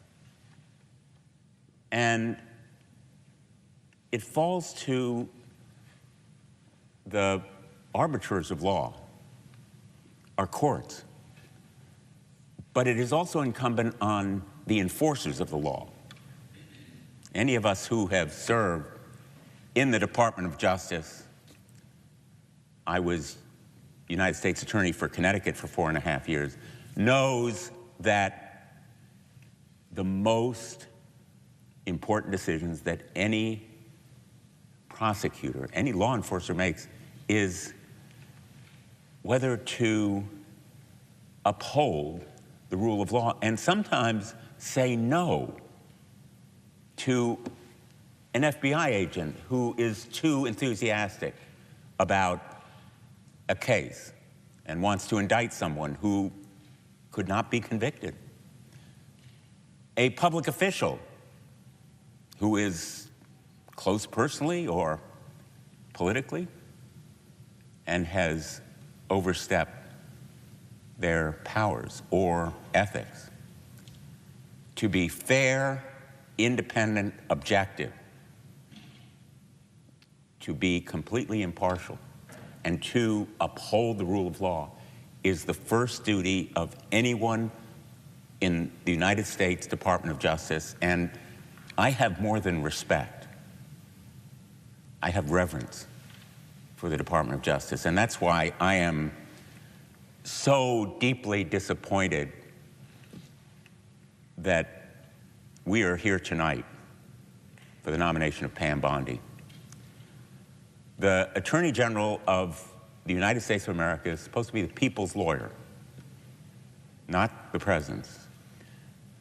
Donald Trump has said he wants the Attorney General to be his Roy Cohn, his fixer, his personal attorney. Well, Ms. Bondi said she would be the people's lawyer, but that claim is betrayed by almost everything else she said, and most important, what she would not say. Here's what she would not say. She would not say that she would say no to the president when he asked her to do something illegal or immoral. She dodged that question. She would not say that she was wrong for spreading lies about fraud and cheating in Pennsylvania during the 2020 election. She dodged that question too. She would not say that President Biden won the 2020 election or that President Trump lost. She ducked it. Now, the issue of whether President Trump asks his Attorney General to do something illegal or immoral is not a hypothetical. It's not abstruse or abstract. It is real. We know it's real because every one of his past Attorneys General ran afoul of Donald Trump because they would not do something illegal or immoral. Our colleague Jeff Sessions, Bill Barr, no matter how good their intention, nobody can talk Donald Trump out of what he wants to do, and the law is no concern, nor is the lawyer. He will get lawyers to do whatever he wants, and Pam Bondi was reassuring, very reassuring, to one person, Donald Trump, when she dodged those questions, because what he wants is a loyalist, a sycophant, an alcoholic, and he wants a puppet to do his bidding. The American people need a lawyer at this moment in history, at this point of constitutional crisis, who will truly speak truth to power. We use that phrase all the time, speak truth to power. But in this instance, it is the essence of what an Attorney General has to do at this moment in our history. And Donald Trump doesn't want to hear the truth. As much power as he has, he wants to hear an Attorney General tell him, fine to go ahead, you have the green light. If Pam Bondi thinks that she won't face that same dilemma that Bill Barr and Jeff Sessions did, and every other lawyer who's worked for Donald Trump has faced, she's either delusional or disingenuous. Delusional or disingenuous, for me, both are disqualifying for this job. And she can't even pay or pass that low bar of saying she could say no. Her answer is, oh, well, he would never do anything like that. He is my friend. As we are here tonight, the Trump Justice Department is reported to be preparing to purge hundreds or even thousands of FBI agents or other personnel in the Department of Justice for nothing more than doing their jobs. These agents were assigned to criminal cases involving Donald Trump. They didn't leap forward. They didn't volunteer. They were assigned, and like FBI agents do, they took the assignment. And now they will pay a price in their careers, unjustly, unfairly, and unwisely, because it will deter other FBI agents from doing their job when it comes to drug cases or terrorism cases. We've heard also that assistant U.S. attorneys are being reassigned from drug cases and terrorism cases so that they can do immigration. We're hearing that career civil service must be loyal to Donald Trump in this Department of Justice. Well, to Donald Trump and to them, we all know something fundamental in this body, that we swear an oath. The lowliest private in the United States Army or the Navy or the Marine Corps or the Air Force takes an oath. They raise their right hand, just as we do. Anybody in the cabinet takes that oath, and they swear allegiance, but it isn't to the president, and it isn't to the government. It is to the Constitution. That's what's at risk here. That's what Pam Bondi cannot do in good conscience if she is confirmed, because her allegiance will be to Donald Trump. And the purge of agents, the reassignment and retribution of others not only damages morale, the effectiveness of the Department of Justice, it undermines the rule of law. The Attorney General, perhaps chief among presidential appointees, is responsible for making good on the constitutional promises that no man or no woman is above the law, that we have no king in the United States. We are no longer a monarchy. We can no longer ask a billionaire to rummage through the files of the Department of Treasury that have information about the presiding officer and every one of us who serves in this body and almost every American, because we all pay taxes, we all have Social Security, we get tax refunds, veterans get disability benefits. Almost anything the United States government does creates a record in the Treasury Department, and all that information is being read and scanned and now collected. That's the news of the day. More bad news about Elon Musk. Who is going to stop Elon Musk when he's doing something illegal and immoral? It won't be Pam Bondi, because she's Donald Trump's lawyer. That is a real and present danger for every one of us in this country. After I was United States Attorney in Connecticut, I was the Attorney General of my state for 20 years. In that job, also, I took an oath to the Constitution of the United States as a state official, as well as to the Constitution of the state of Connecticut. It isn't an abstract notion. It's what we all do. And if she's confirmed, maybe Pam Bondi will be able to raise her right hand and recite after whoever is administering the oath, but it will not be an oath she is capable of keeping. And so on this critically important vote for our country, I don't think there is a cabinet officer more important at this moment in our history.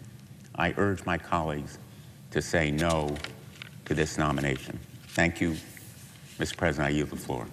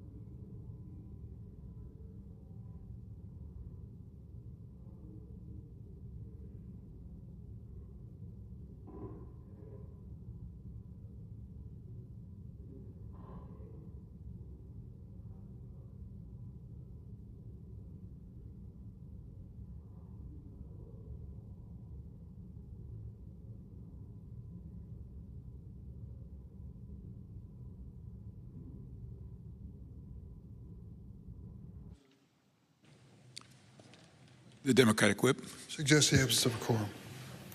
The clerk will call the roll. Ms. Alston-Brooks.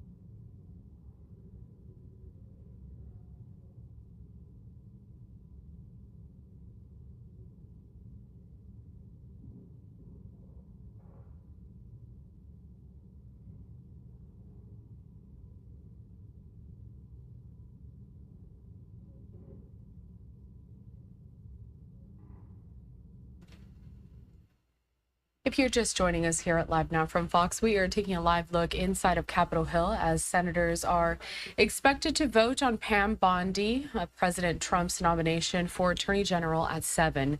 But we're also seeing the president now stepping up inside the White House to hold a joint news conference with Prime Minister Benjamin Netanyahu. Let's watch.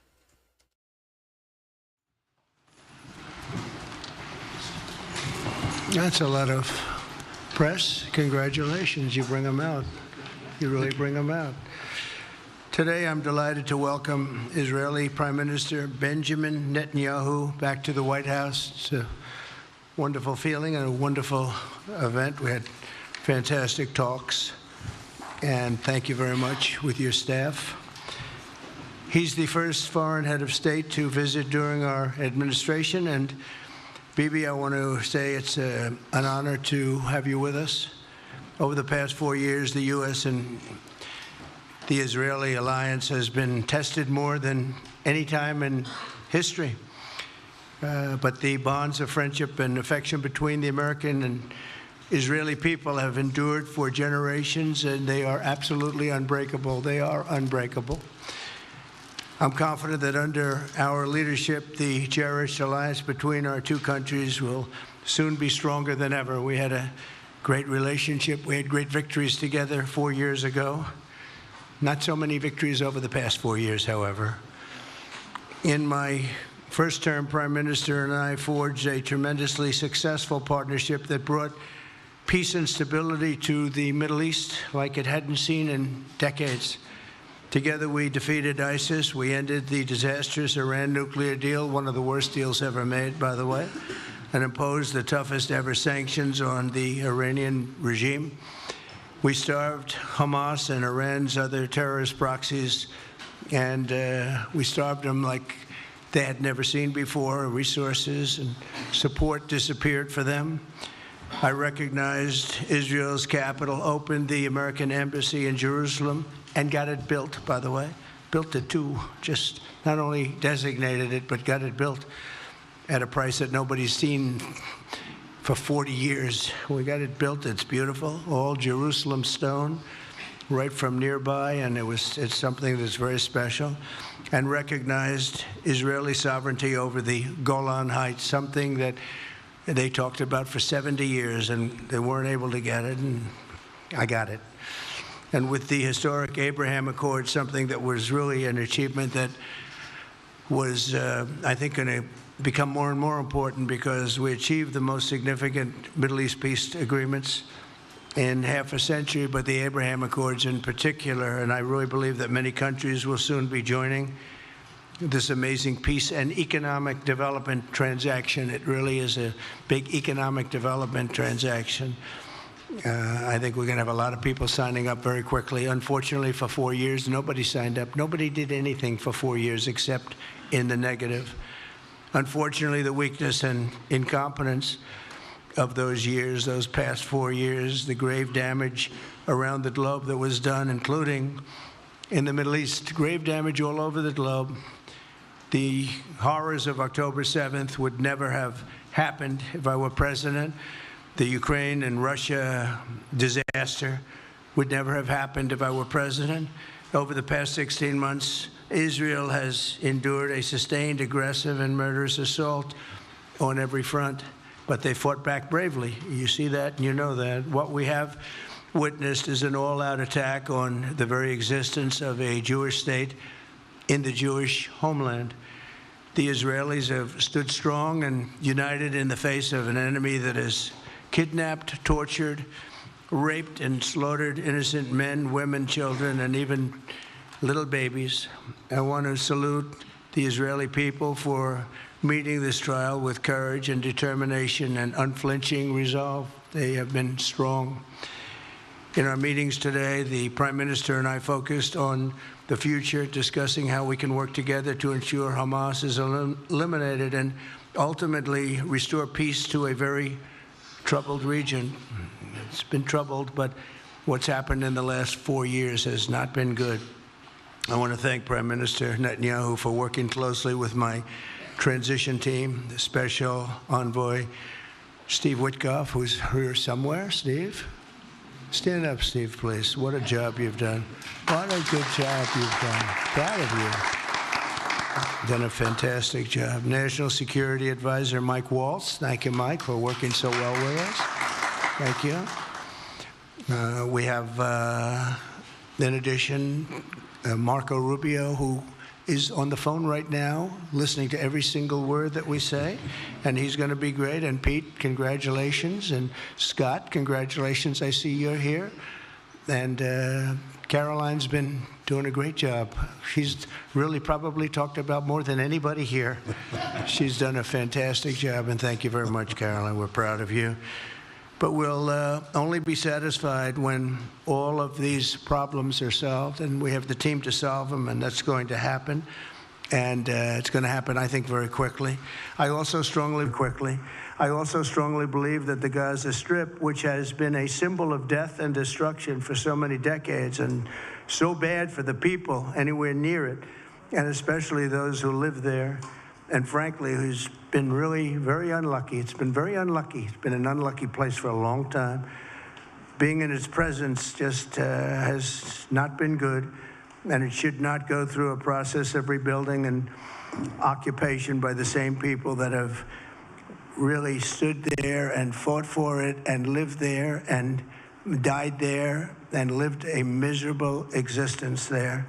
Instead, we should go to other countries of interest with humanitarian hearts, and there are many of them that want to do this, and build various domains that will ultimately be occupied by the 1.8 million Palestinians living in Gaza, ending the death and destruction and, frankly, bad luck. This can be paid for by neighboring countries of great wealth It could be 1, 2, 3, 4, 5, 7, 8, 12. It could be numerous sites, or it could be one large site. But the people will be able to live in comfort and peace, and we'll make sure something really spectacular is done. They're going to have peace. They're not going to be shot at and killed and destroyed like this civilization of wonderful people has had to endure. The only reason the Palestinians want to go back to Gaza is they have no alternative. It's right now a demolition site. This is just a demolition site. Virtually every building is down. They're living under fallen concrete that's very dangerous and very precarious. They instead can occupy all of a beautiful area with homes and safety, and they can live out their lives in peace and harmony instead of having to go back and do it again. The U.S. will take over the Gaza Strip, and we will do a job with it, too. We'll own it and be responsible for dismantling all of the dangerous unexploded bombs and other weapons on the site, level the site and get rid of the destroyed buildings, level it out, create an economic development that will supply unlimited numbers of jobs and housing for the people of the area. Do a real job. Do something different. Just can't go back. If you go back, it's going to end up the same way it has for 100 years. I'm hopeful that this ceasefire could be the beginning of a larger and more enduring peace that will end the bloodshed and killing once and for all. With the same goal in mind, my administration has been moving quickly to restore trust in the alliance and rebuild American strength throughout the region. And we've really done that. We're a respected nation again. A lot's happened in the last couple of weeks. We are actually a very respected nation again. I ended the last administration's de facto arms embargo on over $1 billion in military assistance for Israel. And I'm also pleased to announce that this afternoon, the United States withdrew from the anti-Semitic UN Human Rights Council and ended all of the support for the UN Relief and Works Agency, which funneled money to Hamas and which was very disloyal to humanity. Today, I also took action to restore a maximum pressure policy on the Iranian regime, and we will once again enforce the most aggressive possible sanctions, drive Iranian oil exports to zero, and diminish the regime's capacity to fund terror throughout the region and throughout the world. We had no threat when I left office. Iran was not able to sell oil. Nobody was buying oil because I said, don't buy it. If you buy it, you're not doing any business with the United States. And Hamas was not being funded. Hezbollah was not being funded. Nobody was being funded. There would never have been an October 7th. 2 weeks ago, I once again designated the Houthis as a terrorist organization. They're trying to destroy world shipping lanes, and that's not going to happen. And over the weekend, I ordered airstrikes against senior ISIS leaders hiding in the caves of Somalia and took them out. Here in America, we've begun the process of deporting foreign terrorists, jihadists, and Hamas sympathizers from our soil, just as we have people that are extremely evil, and we're sending them out of our country. They came from jails. They came from mental institutions and insane asylums, and they were dumped into our country. They're gang members. We're getting them out at numbers that nobody can actually believe. And every single country is taking those people back. They said they would never take them back, and they're all taking them back, and they're taking them back very gladly. And I recently signed an executive order combating the vile wave of anti-Semitism that we've seen in the aftermath of the October 7th attacks. Together, America and Israel will renew the optimism that shined so brightly just 4 years ago. It was really a bright, beautiful light. We will restore calm and stability to the region and expand prosperity, opportunity, and hope to our nations and for all people of the Middle East, including the Arab and Muslim nations. Very important. We want the Arab and Muslim nations to have peace and have tranquility and have great lives. I'd like to now invite Prime Minister Netanyahu to say a few words, and we'll take some questions afterwards. Thank you very much. Thank you, Mr. President. I'm honored that you invited me to be the first foreign leader to visit the White House in your second term. This is a testament to your friendship and support for the Jewish state and the Jewish people. I've said this before, I'll say it again. You are the greatest friend Israel has ever had in the White House.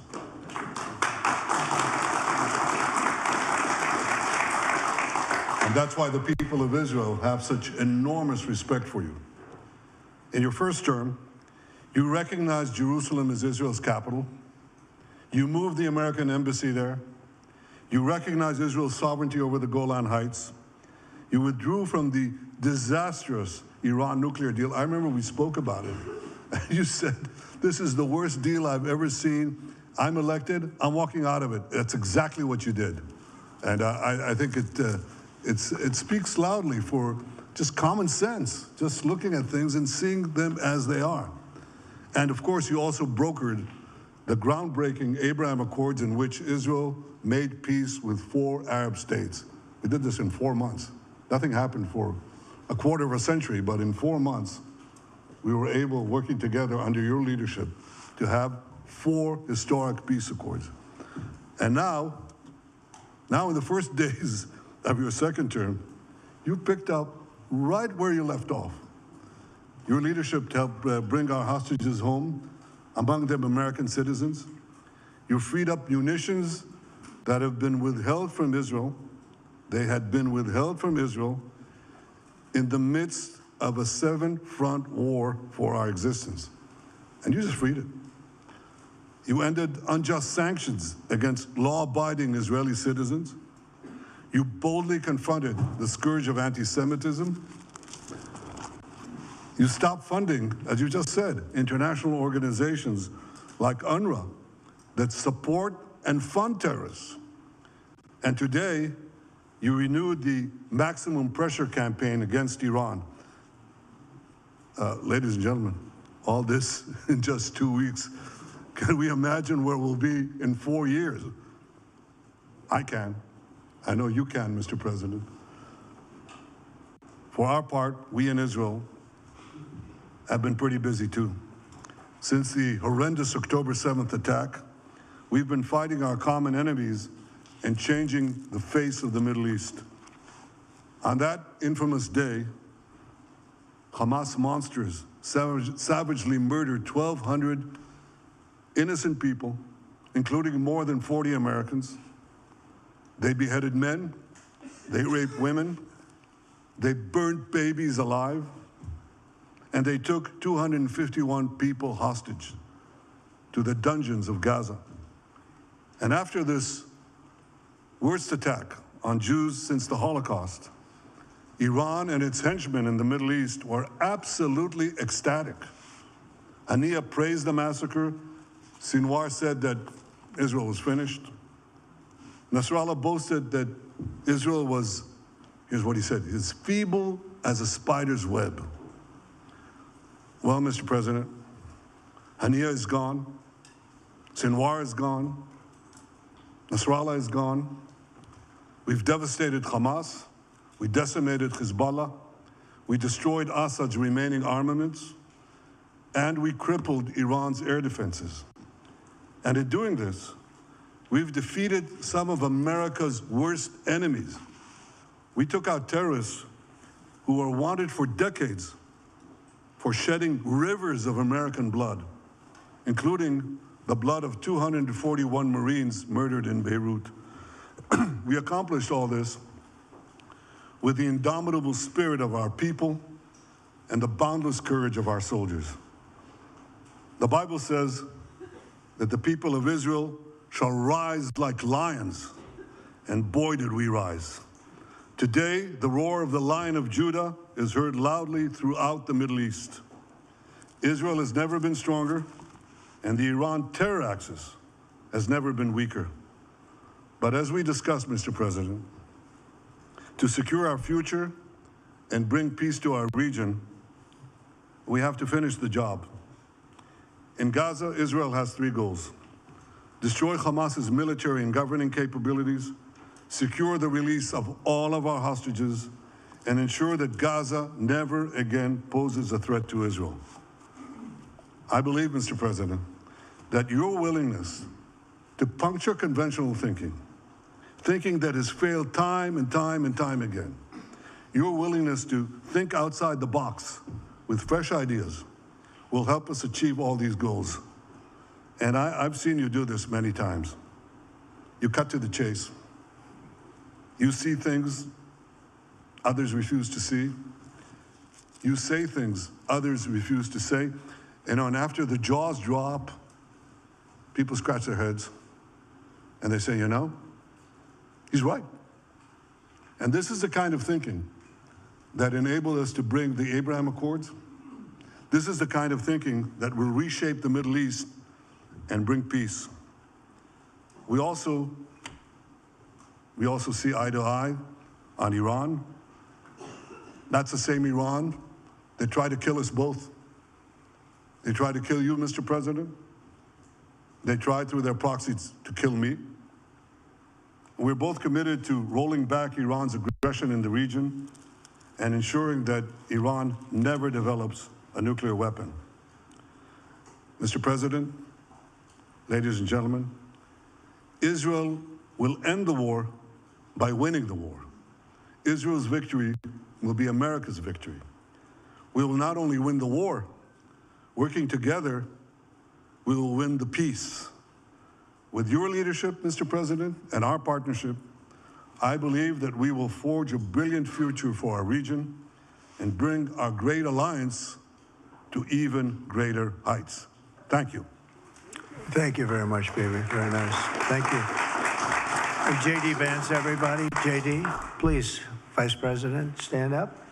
He's been doing a good job. He's been working very hard on all things, but this in particular. We'll take some questions, please. Yes, ma'am. Go ahead, please. Go ahead. Yeah, go ahead. Mr. President, can a normalization deal with Saudi Arabia be achieved without the acknowledgement of a Palestinian state? That question for you too, Mr. Prime Minister. And Mr. President, given what you've said about Gaza, did the U.S. send troops to help secure the security vacuum? So Saudi Arabia is going to be very helpful, and they have been very helpful. They want peace in the Middle East. It's very simple.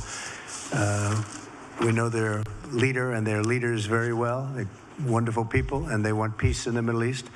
As far as Gaza is concerned, we'll do what is necessary. If it's necessary, we'll do that. We're going to take over that peace, and we're going to develop it, create thousands and thousands of jobs, and it'll be something that the entire Middle East can be very proud of.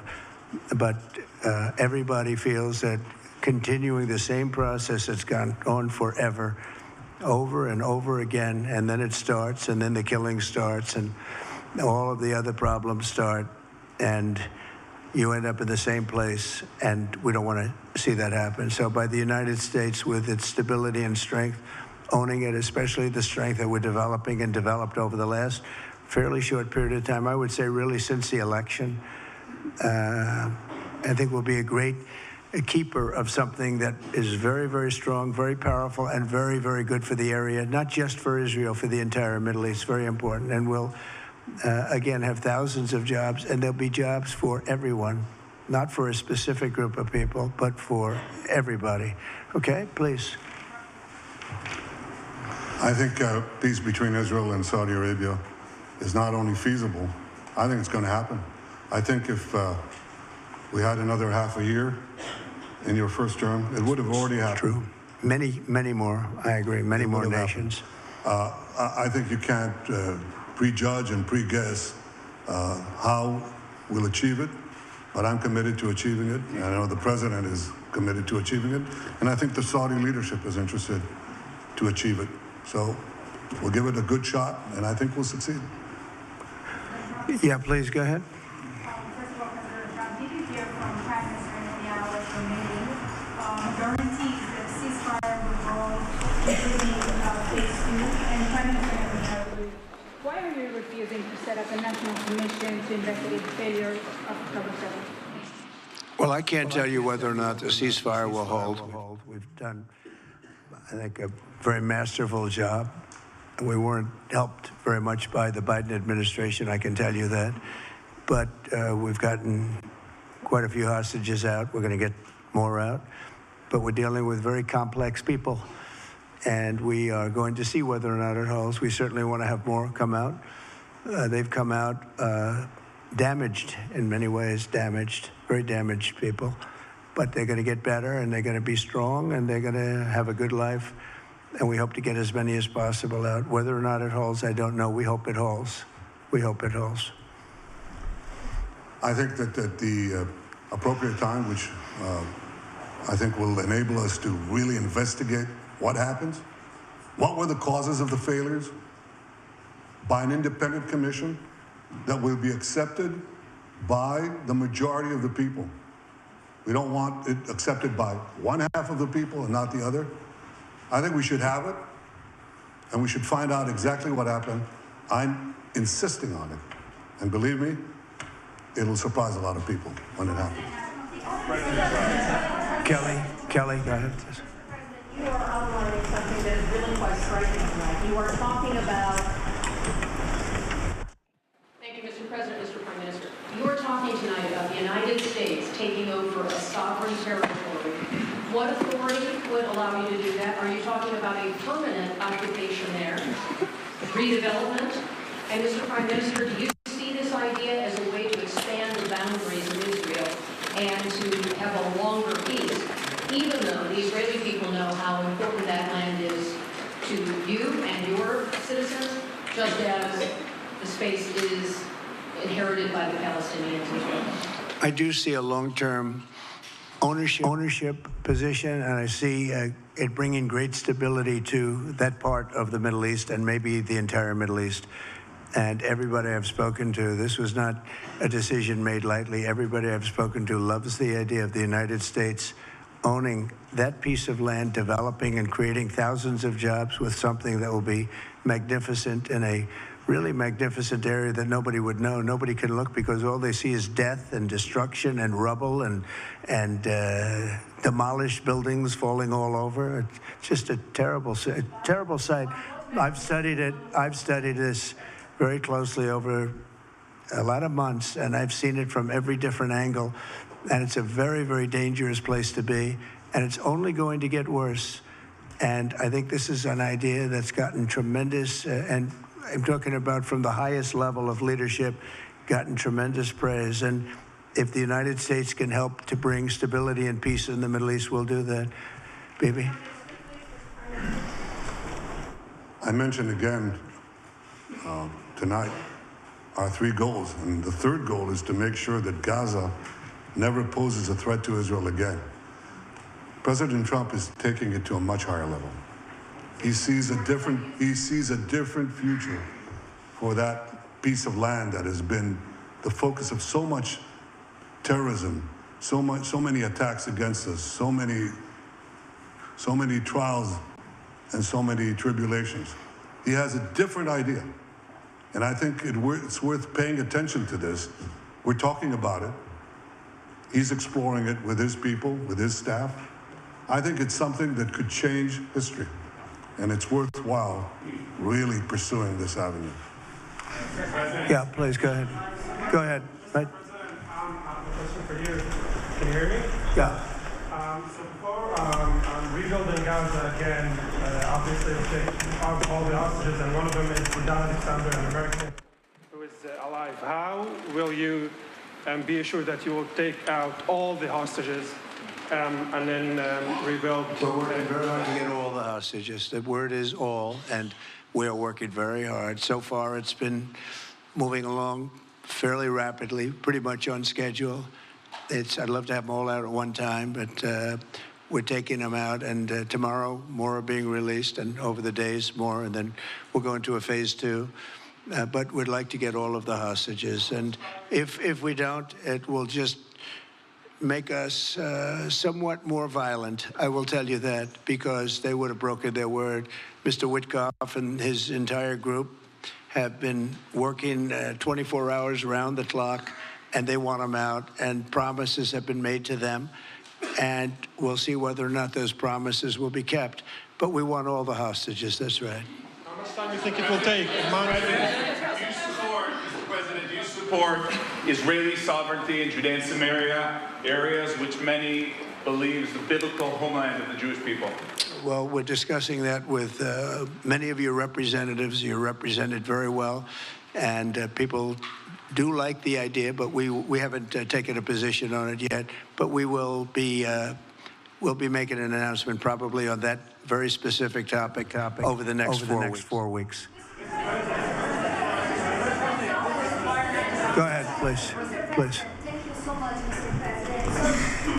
President. You just said that you think all the Palestinians should be relocated to other countries.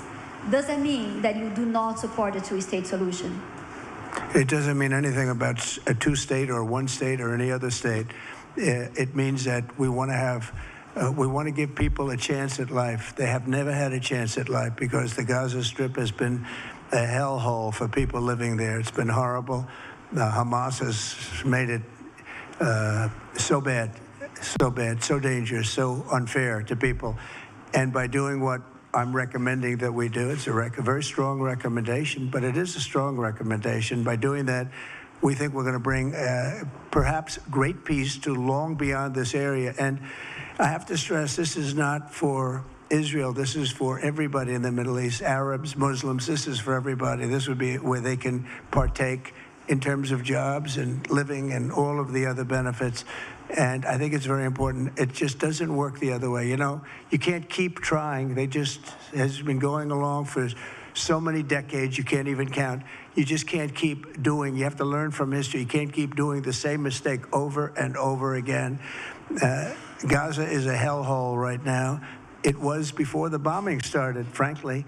And we're going to give people a chance to live in a beautiful community that's safe and secure. And I think you're going to see a tremendous outflowing of support. I can tell you, I spoke to other leaders of countries in the Middle East, and they love the idea. They say it would really bring stability, and what we need is stability. Yes, sir, please. Go ahead. Thank you.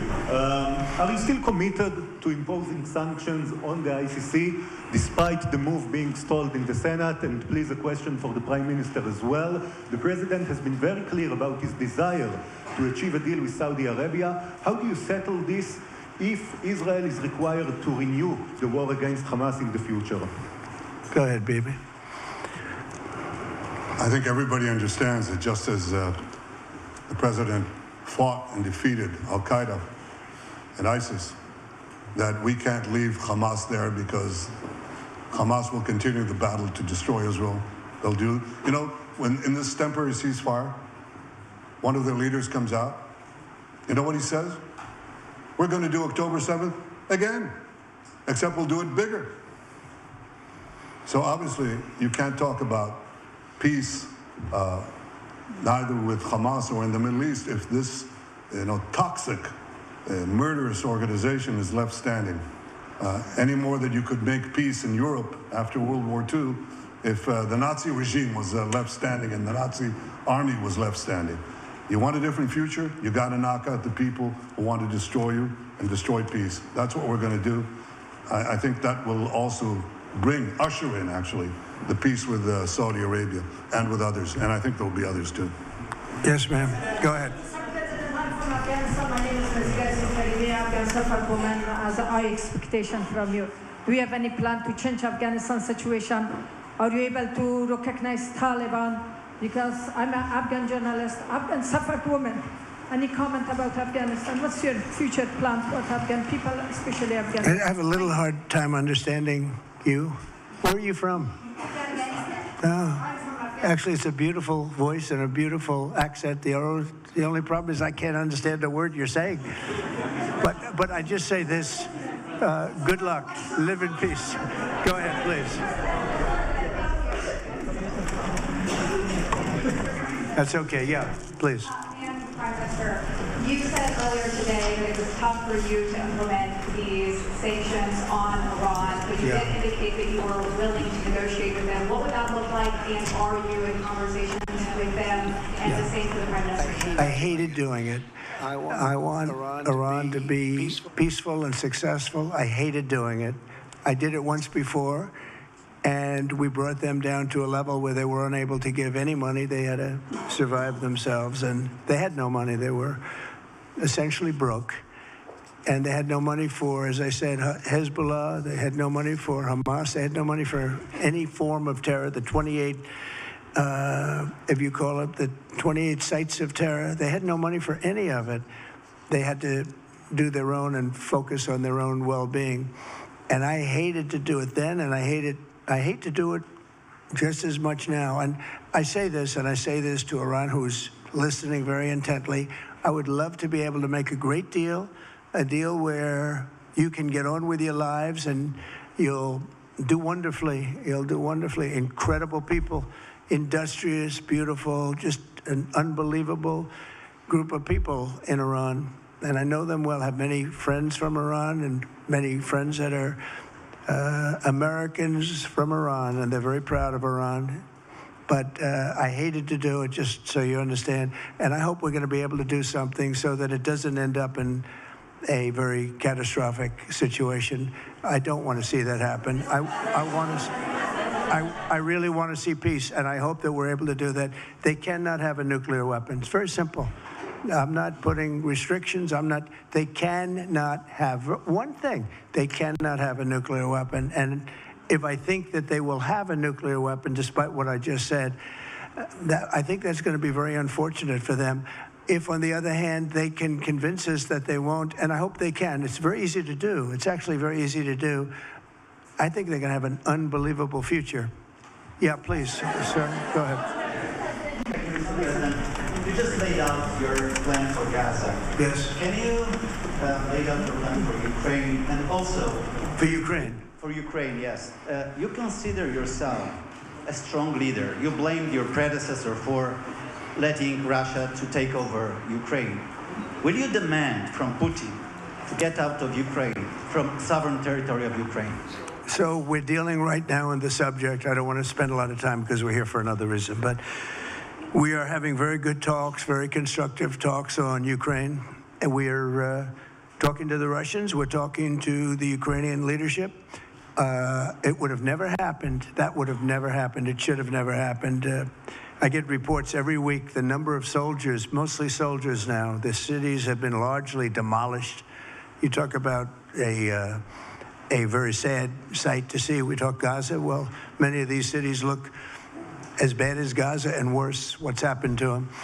And I want to see that end. And I want to see it end for one simple reason, the life of young people being absolutely obliterated on both sides. You probably have 700,000 Ukrainian soldiers dead, 800,000, maybe more Russian soldiers dead. It's very flat land, and the only thing that's going to stop a bullet is a human body. In this case, usually soldiers. And the numbers are staggering when you hear the real numbers in Ukraine, what the numbers are. And this doesn't include the cities that have been demolished and all of the people that were killed.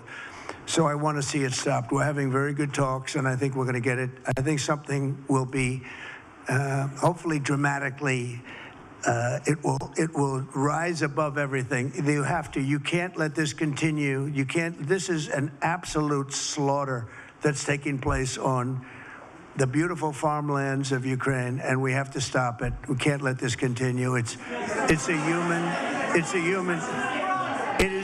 a human tragedy, and we're going to try very hard to stop it. Yeah, please, go ahead, sir. Go ahead. Mr. President, thank you very much. Okay.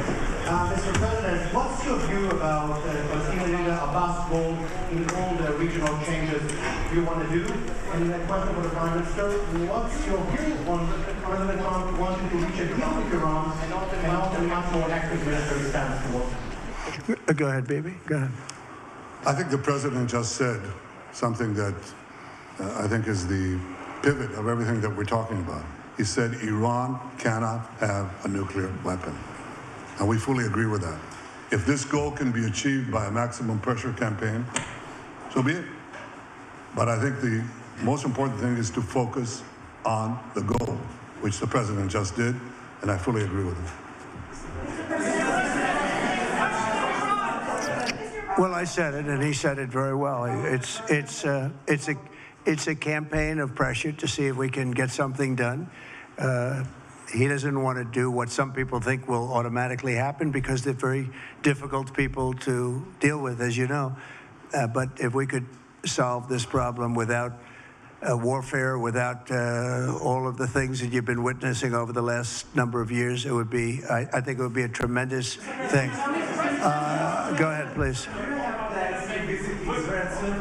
Do you have any plans to visit Israel soon? To visit where? Israel and Gaza. Oh, well, I love Israel. I will visit there, and I'll visit Gaza, and I'll visit Saudi Arabia, and I'll visit other places all over the Middle East. The Middle East is an incredible place, so vibrant, so it's just one of the really beautiful places and with great people.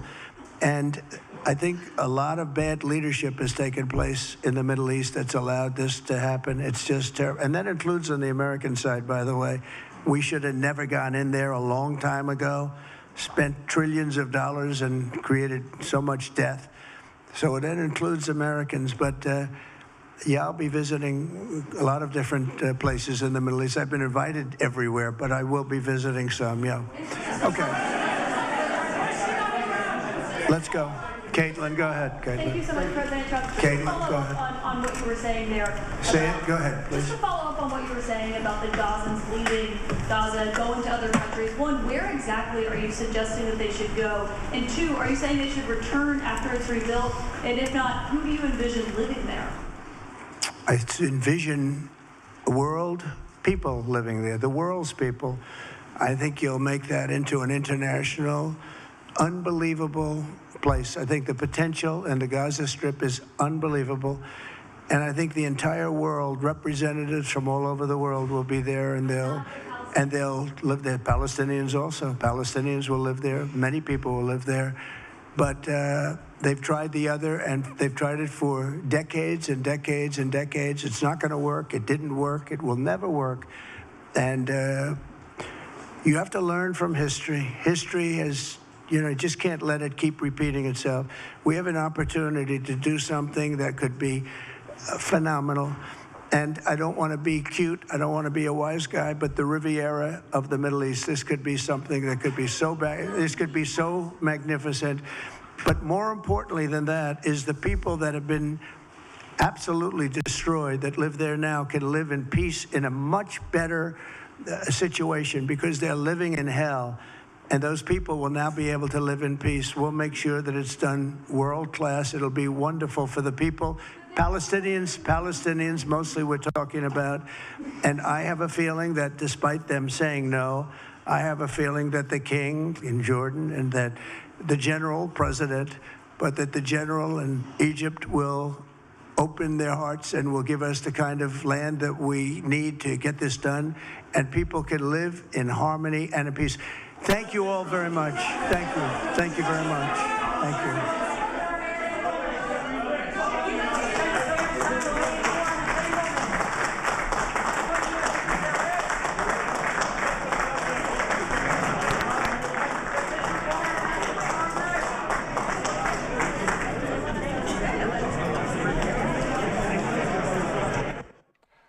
All right, Andrew Kraft here now in the anchor chair, and you have been just watching this very, very newsy press conference between their President Trump and the Israeli Prime Minister Benjamin Netanyahu. Just want to welcome all our viewers in. It's 5:30 here Mountain Time, 7:30 there in Washington, there in the East Room of the White House. And you heard so many of those questions specifically focusing on the Middle East, on the Israel-Hamas war, on the situation in the Gaza Strip, particularly President Trump offering up some, shall we say, new, creative, unorthodox ideas about what to do with the Gaza Strip and the Palestinians who hail from there once the war is all said and done here. Just to recap, the big headline out of it there, President Trump saying that the United States will have some type of role in what happens with the Gaza Strip. He said, quote, a long-term ownership position. Now, when he was asked whether or not that includes U.S. troops, he hedged, wouldn't commit fully there. So that is getting a lot of attention right now, not only in the room there in the White House, but online as well. It's getting a lot of attention for our friend, national security analyst and expert, and retired Marine intelligence officer Hal Kempfer, who joins me with a recap of what we all just listened to. Hal, good to see you here. And boy, there's a lot to get to. But the headline out of this all is that President Trump is proposing, and remember, he had not done this on the campaign trail. He had not done this in the last 2.5 weeks now that he has been sworn in the White House, about a long-term role for the United States in rebuilding Gaza. And in addition to that, the Palestinians who live there right now and who've been displaced by the war going and living somewhere else. So essentially what President Trump is saying, Gaza without the Palestinians, but with the U.S. role here. What do you make of all this? Netanyahu responded to it by saying Trump is taking it to a much higher level. He said it would change history if that were the case. And then when he was asked on whether or not Trump believes in still the policy of the United States about a two-state solution, he didn't want to get into that. But if the United States were in Gaza, you wouldn't need a two-state solution, would you? So there's a lot to tease out here. Hal, your first thoughts? Stunning. When he first said it at the press conference, I had to listen. I go, maybe he misspoke. What he meant to say was Israel, and he said the U.S. No, he said the U.S. And then he came down and really explained. Apparently, they have been talking about this extensively. It was very clear. I saw Bibi Netanyahu's physical reaction, and first I thought maybe he was caught off guard, that maybe he thought that President Trump had misspoken. He didn't correct him in his remarks. And then it became very clear. No, this is exactly what we're talking about, is that the U.S. would go in there and take, quote, an ownership position, unquote, with Gaza. In other words, it would become, I don't know how they would do this legally, but it looks like he's talking about Gaza would become a U.S. territory.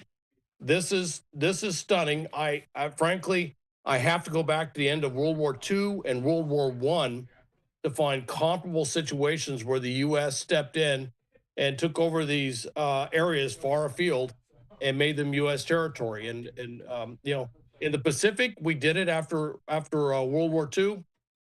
Countries are now independent, like Palau, Marshall Islands, Micronesia. Those are U.S. territories for a very long time. Okinawa in Japan was a U.S. territory for a very long time.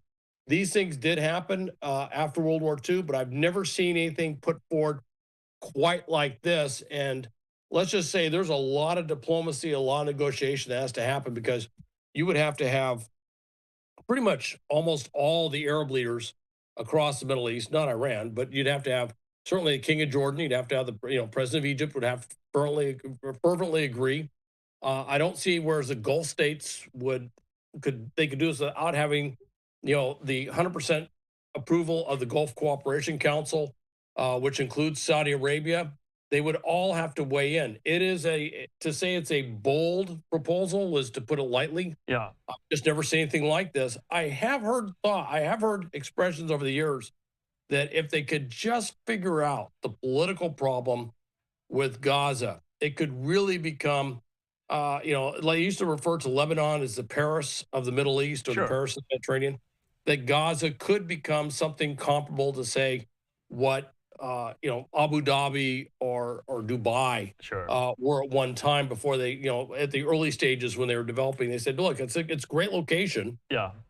And President Trump is a real estate guy, so location. Right, that's what I was saying. I mean, is this his real estate tycoon brain speaking now, as president of the United States yet again? Earlier today in the Oval Office, he said Palestinians have, quote, no alternative but to leave the Gaza Strip. He described it as a, quote unquote, demolition site. He questioned why they would want to stay. So, and he is still reiterating and reaffirming that these leaders in the Middle East, the King of Jordan, the leader of Egypt, have already signed off on his idea to relocate Palestinians outside of the Gaza Strip. How they have not.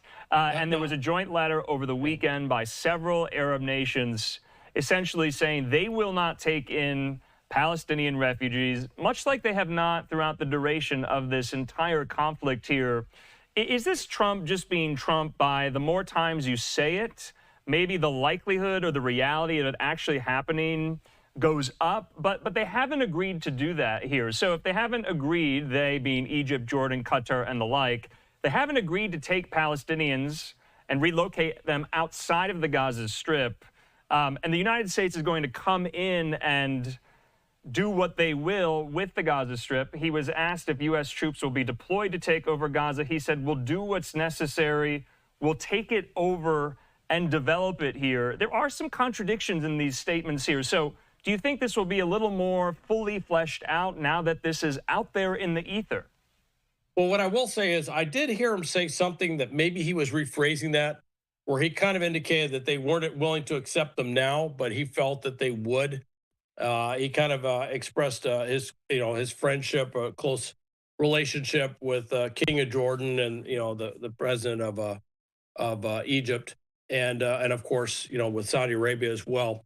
So and those are the three largest players. If you get those three on board with this, then this thing really just kind of takes off. But he also referenced something that maybe wasn't noticed so much was he was talking about all these places where they would live, which I'm not going to call them refugee camps because refugee assumes that they will be going back at some point. But he's talking about these places where they would move to and talked about Middle East investment. And that might have been a nod to Saudi Arabia to say that maybe Saudi Arabia has quietly had discussions about if this were to come about, maybe they could put money up. Yeah, as you may recall, Saudi Arabia has a plan that was really something out of almost science fiction, this massive city that they were going to build right on the border of Jordan and Saudi Arabia. This huge, long rectangular thing that shoots back several miles, and it really is just it's a stunning thing to see in terms of the arts rendition. The question I always had was, who's going to be there? Well, this might be some of that thought, and the Saudis do think big. When they think of doing stuff, they think very, very big in terms of real estate development. So I can't rule out that there's some thought. What I can tell you, though, is having spent time in the Middle East, in Saudi Arabia, Kuwait, Bahrain. I mean, how will they respond to what was just said there at this press conference? Those states there in the region. I mean, what do you think they're thinking right now?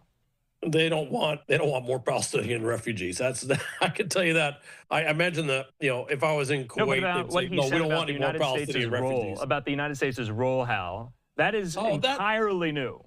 That's a head scratcher. I imagine at this point, unless there was some heads up given to them, they're walking away going, "We've never heard this before." Okay. That's never been discussed. I mean, the discussion up to this point had been that and I was almost slow walked in. Is you kind of heard, hey, the place is devastated, nobody can live there, and there were some real strong truths there, which is, look, the buildings, which I thought was very interesting. It was kind of a real estate sort of appraisal thing, which is the buildings are destroyed, and even the buildings that aren't completely destroyed, they're unstable, they'll collapse, and that's true. A lot of those buildings that are standing, they're not safe. It's not safe for people to move back into. The other thing you brought up was sanitation, which is that's something that occasionally makes the news, but not probably as much as it would. Lack of clean water, lack of any sewage system to speak of. In many ways, it is simply it's uninhabitable in most of Gaza, and so that's a huge problem. So there was going to have to be something on a major scale to happen anyway, just to get people to live on a reasonable way. This is, but I got to tell you, for the countries around there, I imagine at first you're going to see a little bit of pushback from a number of countries, but with some of these things that President Trump has put out there, he throws it out there, there's pushback, and then for some reason it seems to take hold. Yeah. And so it may become the proposal du jour, so to speak. Yeah, I mean, Hal, it's so interesting because obviously right now it's entirely theoretical and hypothetical here. The war is still going on, although there is a ceasefire in place. He was asked whether or not he's confident the ceasefire will hold. He said, we'll just have to wait and see. And it is holding, and more hostages are being released, and that's good news.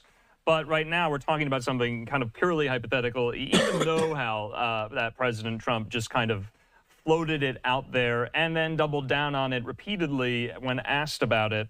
But I want to ask, and this is somewhat of a political question. We have a live picture there outside the White House. You can see a pro-Palestinian demonstration.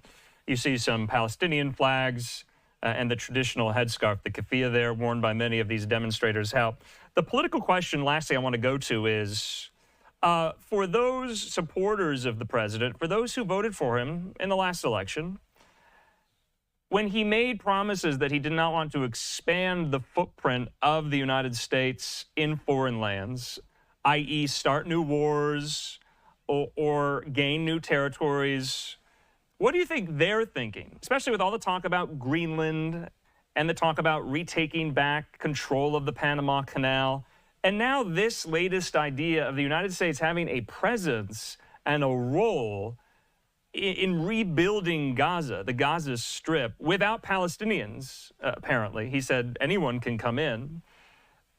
What do you think his supporters are saying who voted for him, who didn't want an expansion of that U.S. footprint on the world stage?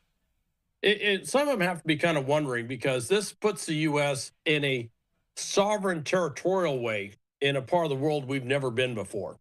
We have been over in the Middle East a lot. You know, I've been over to the Middle East quite a bit. All right. And certainly we have fought a number of wars, very long duration wars throughout the Middle East, Central Asia.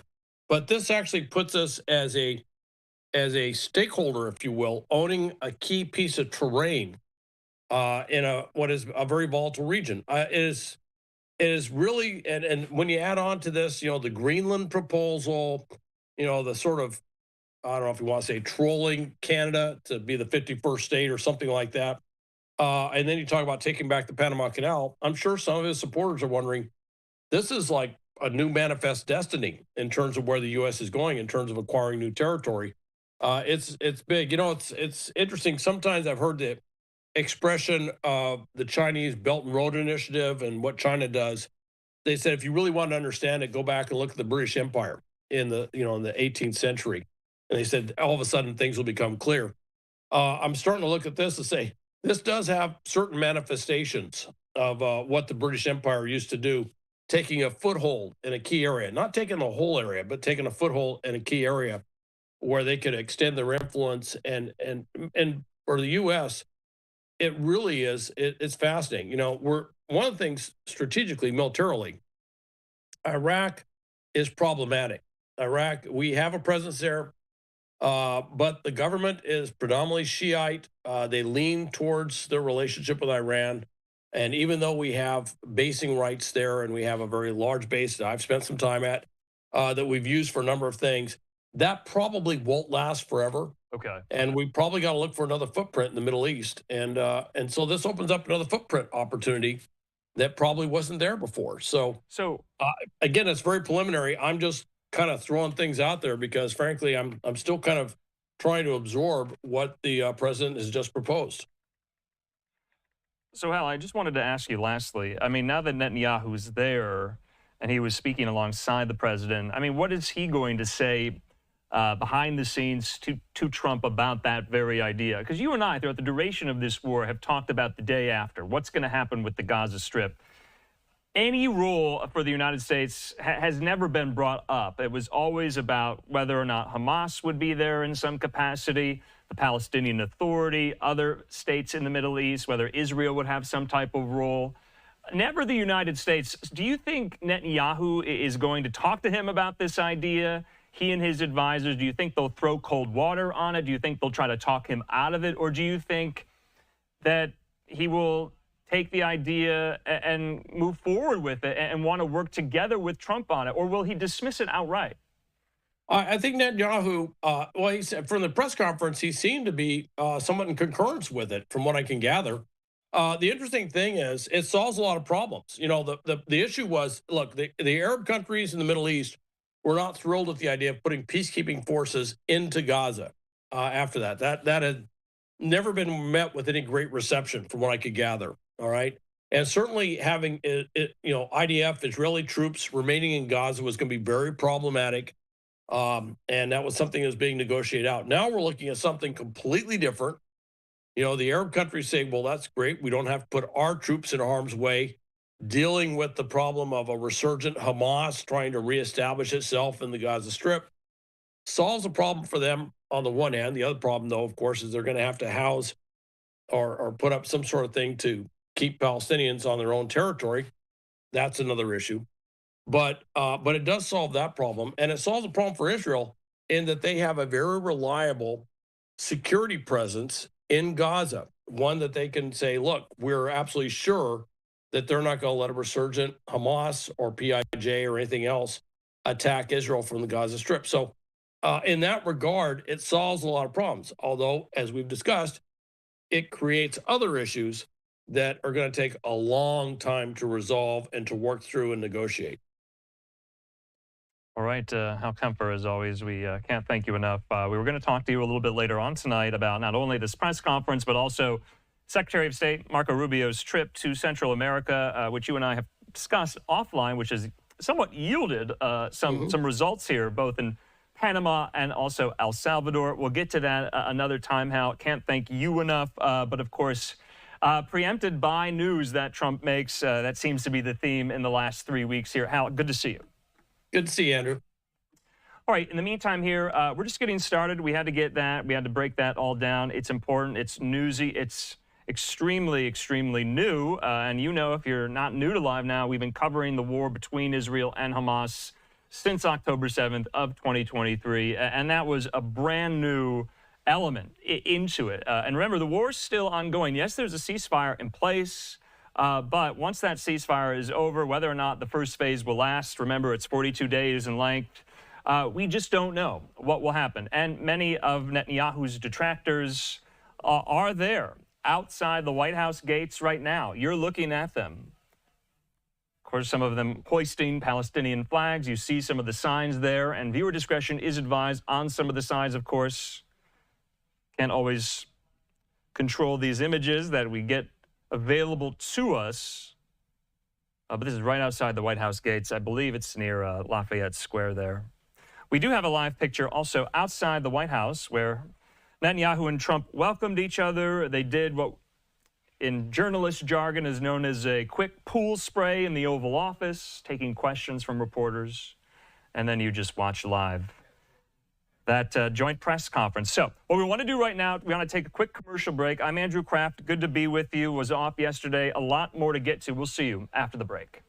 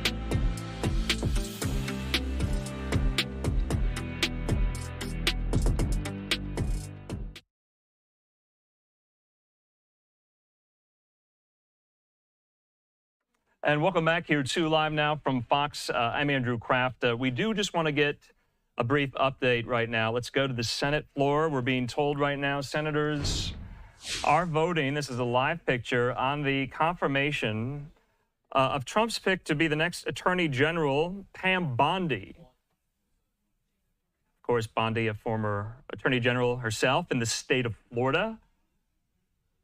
So we're trying to get a vote count right now on whether or not this likely will pass.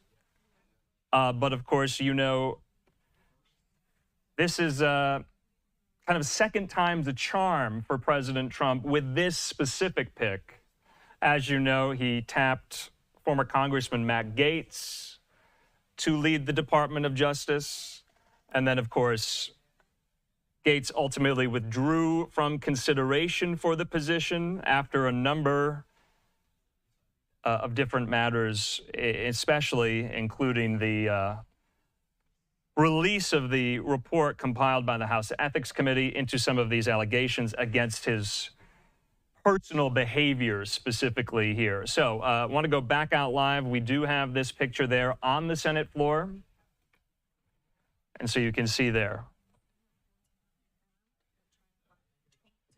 All right, so we are seeing some reports of her confirmed. My producer's getting the vote tally very, very soon here.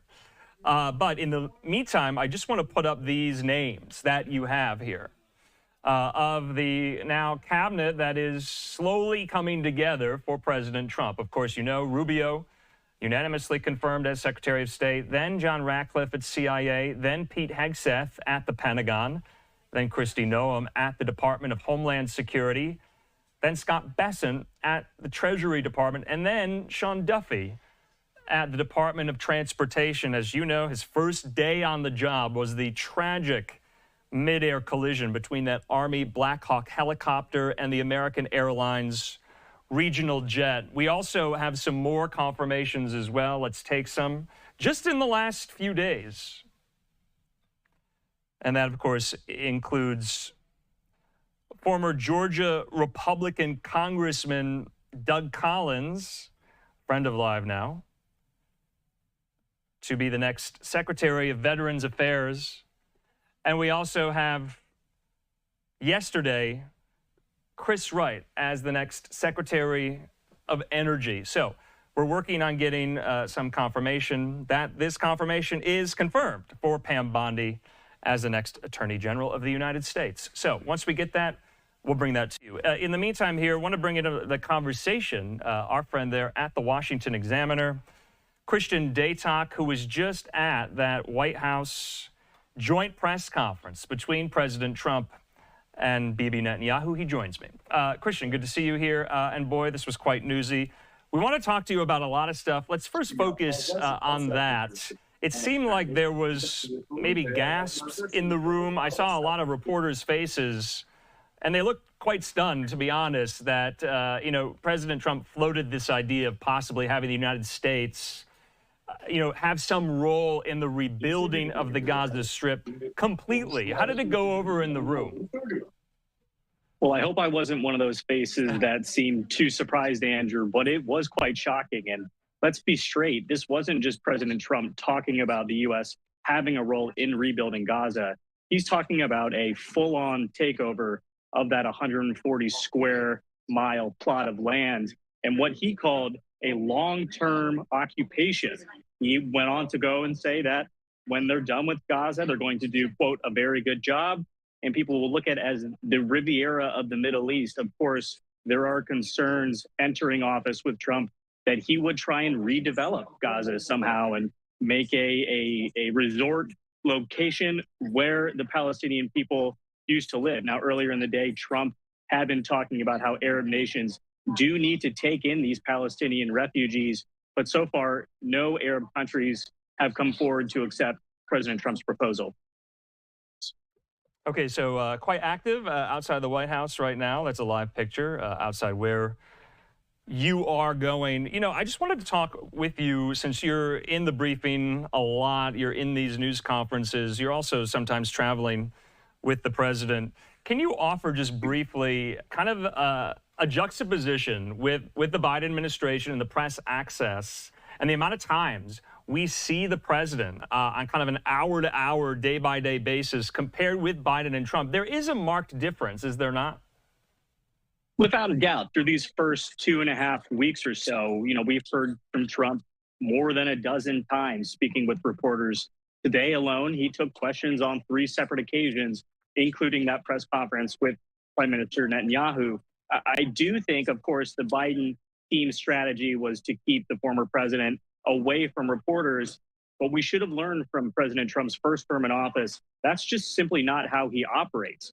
The press conference today was supposed to be a traditional 2-by-2 bilateral. That's where each leader calls on 2 reporters from the respective press corps.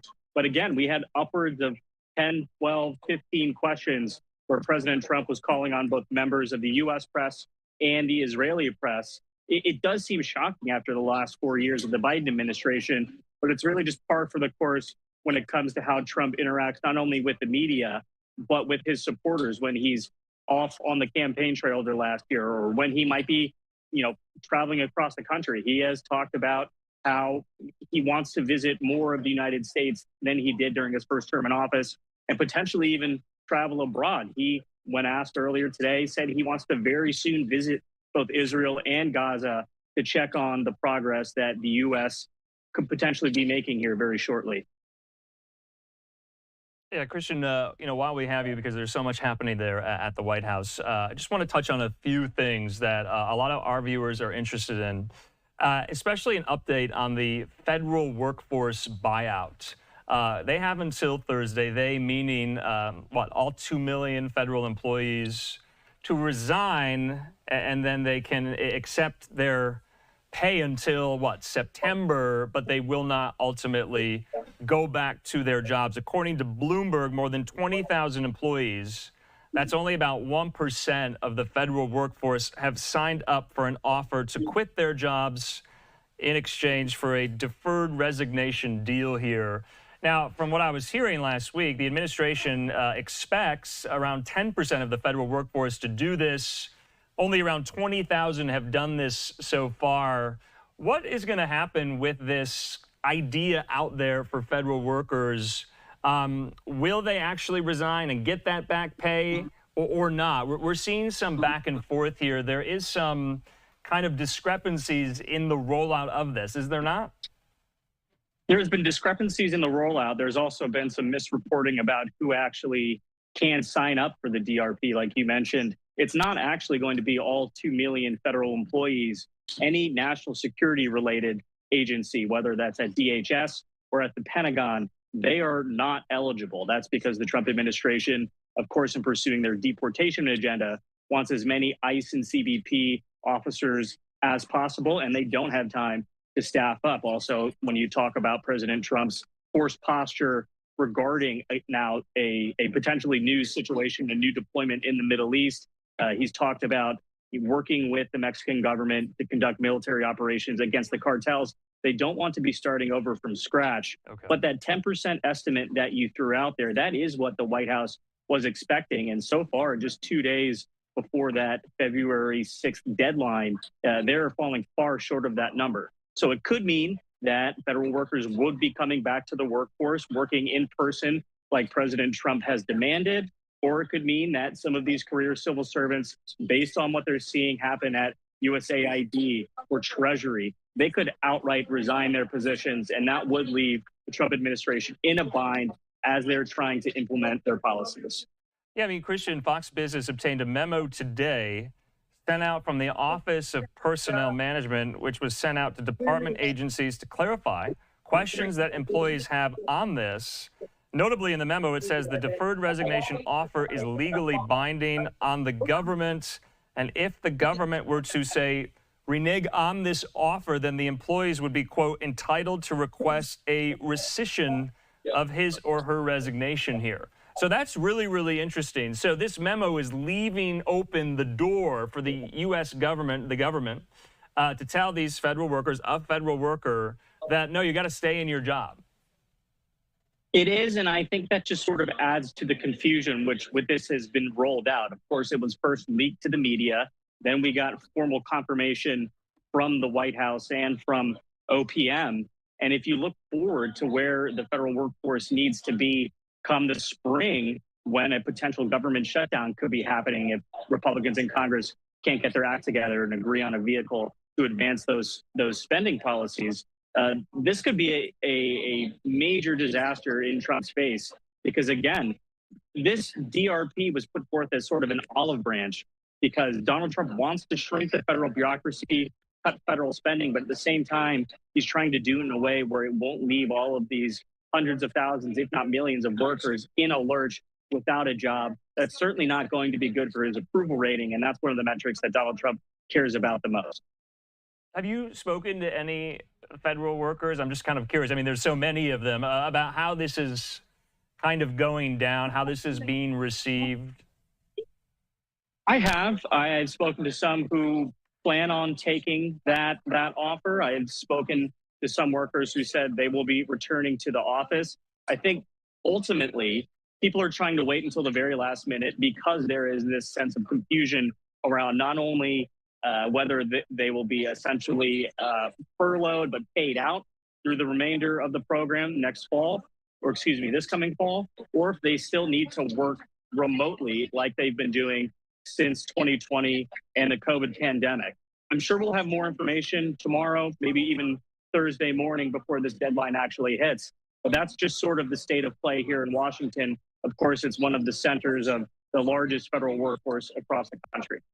Yeah, you kind of have to feel a little sympathetic for those who are at the Office of Personnel Management right now. That's kind of like the federal government's HR department, because there have been so many stories about what is going on. The federal workforce buyout is completely separate from that memo that went out about this time last week, freezing federal funds. Federal judges have gotten involved. From what I understand, the federal judges' restraining orders on that very memo, freezing federal funds, is still in place, correct? That is correct, but the White House went ahead and rescinded that OMB memo, not to be confused with OPM. All these, anagrams can be confusing in Washington, D.C. But the OMB memo, like you mentioned, put a temporary pause on all discretionary grants at every federal agency while the White House conducts a thorough review of the spending. And again, this is part of Donald Trump's plan to shrink the federal budget, just cut federal spending. And Russ Vought, who is expected to be confirmed as Trump's next OMB director, by the time that review concludes on February 10th, he will be in the office officially. Again, we expect it. Senate Democrats might try to slow that nomination confirmation process based on developments we've seen here regarding Israel and Gaza at the White House. But it is just another checkbox that the president is addressing in terms of hitting all of these day one, week one priorities, even though we are in week 3 technically. And it's just moving quickly. And I think the speed with which it was rolled out, like the OPM memo, is what sort of kicked off a lot of this uproar, whether it's from NGOs or Democrats, because there just was not very much information out there about how this would play out and what specific bodies would be impacted. All right, Christian Daytok, we're going to have to leave it at that. With the Washington Examiner in the White House briefing room, Christian, can't thank you enough. Good to see you. Thanks, Andrew. Be well. All right, in the meantime here, before we go to our first commercial break this hour, we do have some breaking news we wanted to confirm about a confirmation vote. Let's go to the Senate floor right there. So it is official. We are learning that former Florida Attorney General Pam Bondi has been confirmed here. So wanted to make sure we got that in. We were talking a little bit about Pam Bondi. And of course, just want to play some file footage that we have of Bondi there. The Senate has confirmed her. She used to serve as the Attorney General in the state of Florida. And then she's been on TV a lot since the first Trump administration. And you're probably familiar with her. Remember, she was on deck as a backup, remember, because the Trump transition needed to find a replacement after the Matt Gaetz nomination went haywire and he withdrew from consideration for the top job at the Department of Justice.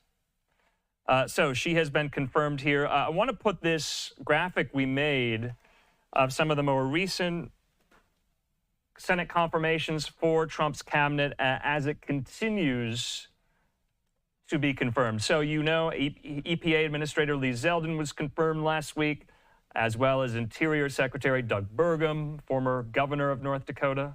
And just yesterday, Chris Wright confirmed as the next Secretary of Energy with a vote of 59 yeas to 38 nays.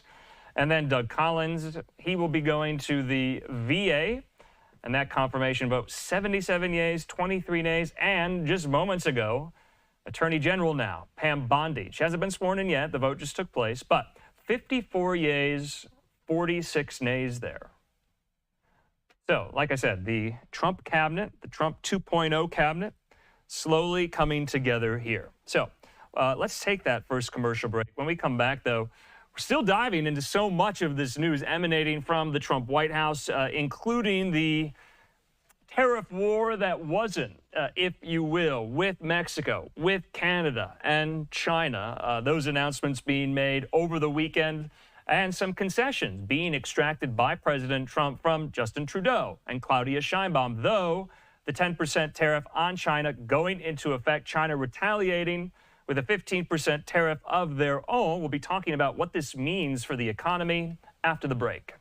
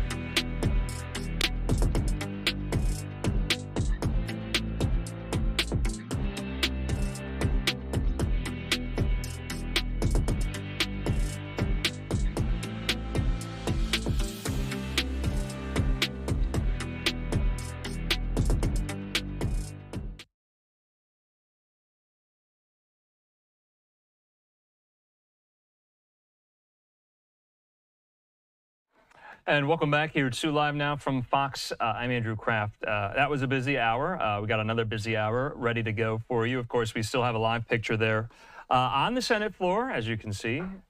Senators there confirming Pam Bondi as the next Attorney General of the United States as the top job at the Department of Justice. Live picture there not too far away outside the White House. And we have a live picture over the Jerusalem skyline. A lot of news made between Benjamin Netanyahu and President Trump at that latest press conference here. So what we're going to do now, we're going to move on from that. We want to talk about some of the fallout from these tariff announcements that were made over the weekend, how Canada, how Mexico, how China are responding, and what we're going to do next about that. Also, a lot of people are talking about this federal agency known as USAID. What is it? And why do elements of the Trump administration want to gut it and do away with it completely here? My friend and colleague, Fox News correspondent Madeline Rivera has more on that question. Let's watch. AID supporters outraged after Elon Musk said this week President Trump had signed off on shutting it down. Now the agency is under review, authorized by its new acting director, Secretary of State Marco Rubio. This is not about getting rid of foreign aid. There are things that we do through USAID that we should continue to do. Is that better through the State Department, or is that better through something, a reformed USAID? Launched in 1961 by former President John F. Kennedy, the United States Agency for International Development was seen as a way to counter Soviet influence through American goodwill.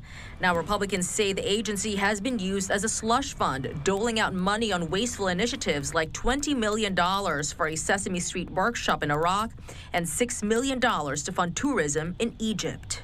What we have seen with USAID is just a blatant disregard for what Americans want to see. Democrats argue dismantling USAID will undermine the United States' position on the world stage, leaving opportunities for Russia and China to seize.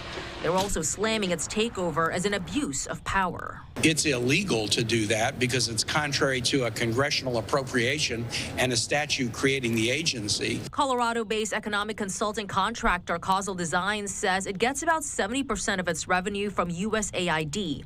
Without that funding, its CEO says he could begin layoffs as soon as this month. We can look at things to improve, but let's do it while we're working. There's no need to stop business and to stop industry. House Speaker Mike Johnson did not say whether President Trump can shut down USAID without congressional approval, adding he doesn't have all the details yet to make a determination. In Washington, Mallory Rivera, Fox News. Madeline, thanks so much. Let's bring into the conversation now our friend there at the American Institute for Economic Research, Lydia Mashburn-Newman. She joins me. Lydia, good to see you here. We have lots to get to. Let's start with USAID. Politico has this piece this afternoon, and they report this. I'm reading from the piece that the Trump administration is making moves to place nearly all of the U.S. Agency for International Development's Washington-based staff on leave. Now, a person familiar, according to their reporting, with the situation said that some 1,400 people will be notified on top of about 600 who are placed on leave starting Sunday night. We know also, based on some of the reporting out there, that those foreign-based workers and staffers for USAID might be told to come home very, very soon here. I want to talk. This is a massive federal agency with regard. In their remit is the disbursement of foreign aid for X, Y, and Z here. Does it take an act of Congress to whole cloth eliminate a federal agency, or does the executive branch, the president, does he have the authority to do that? I'm not a lawyer. I don't think you're a lawyer. I know you're an economist here. But I think that is the main question, especially when we're not just talking about USAID. We're talking about this piece in the Wall Street Journal. Trump said it at the press conference about the Department of Education, that he might want to eliminate the department there.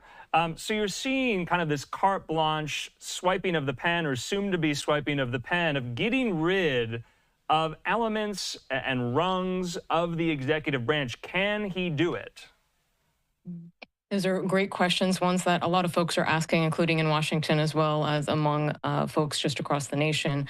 To remove a branch, to remove an agency wholesale, some have argued that some things could be done unilaterally through executive order, and I believe Trump is looking to take as many avenues as he has available to him to either limit the funding, which he can have a great deal of authority over, especially through components that are designed to reduce debt.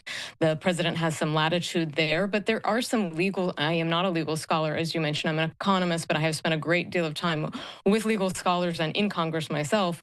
So there are arguments to be made that really Congress is the one who has to remove these agencies or departments wholesale, whether Department of Education or USAID. But I think this highlights one of the greatest challenges, and maybe one of the reasons why the American public have been so concerned and then swept Trump into the White House, is that Washington doesn't really have an incentive to remove any agencies or any departments, because as you saw in the reporting, there are a number of folks who are in the halls of power that can benefit from these existing agencies.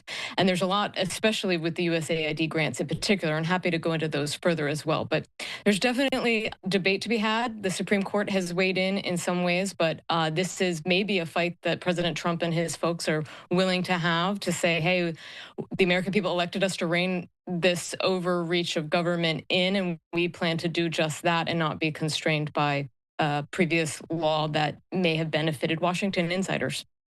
But it's not just that as well. Isn't it also that some of the funds that U.S. aid uses to operate, I mean, those are congressionally appropriated funds already. I mean, you're hearing from some Republicans, too. I want to put this up.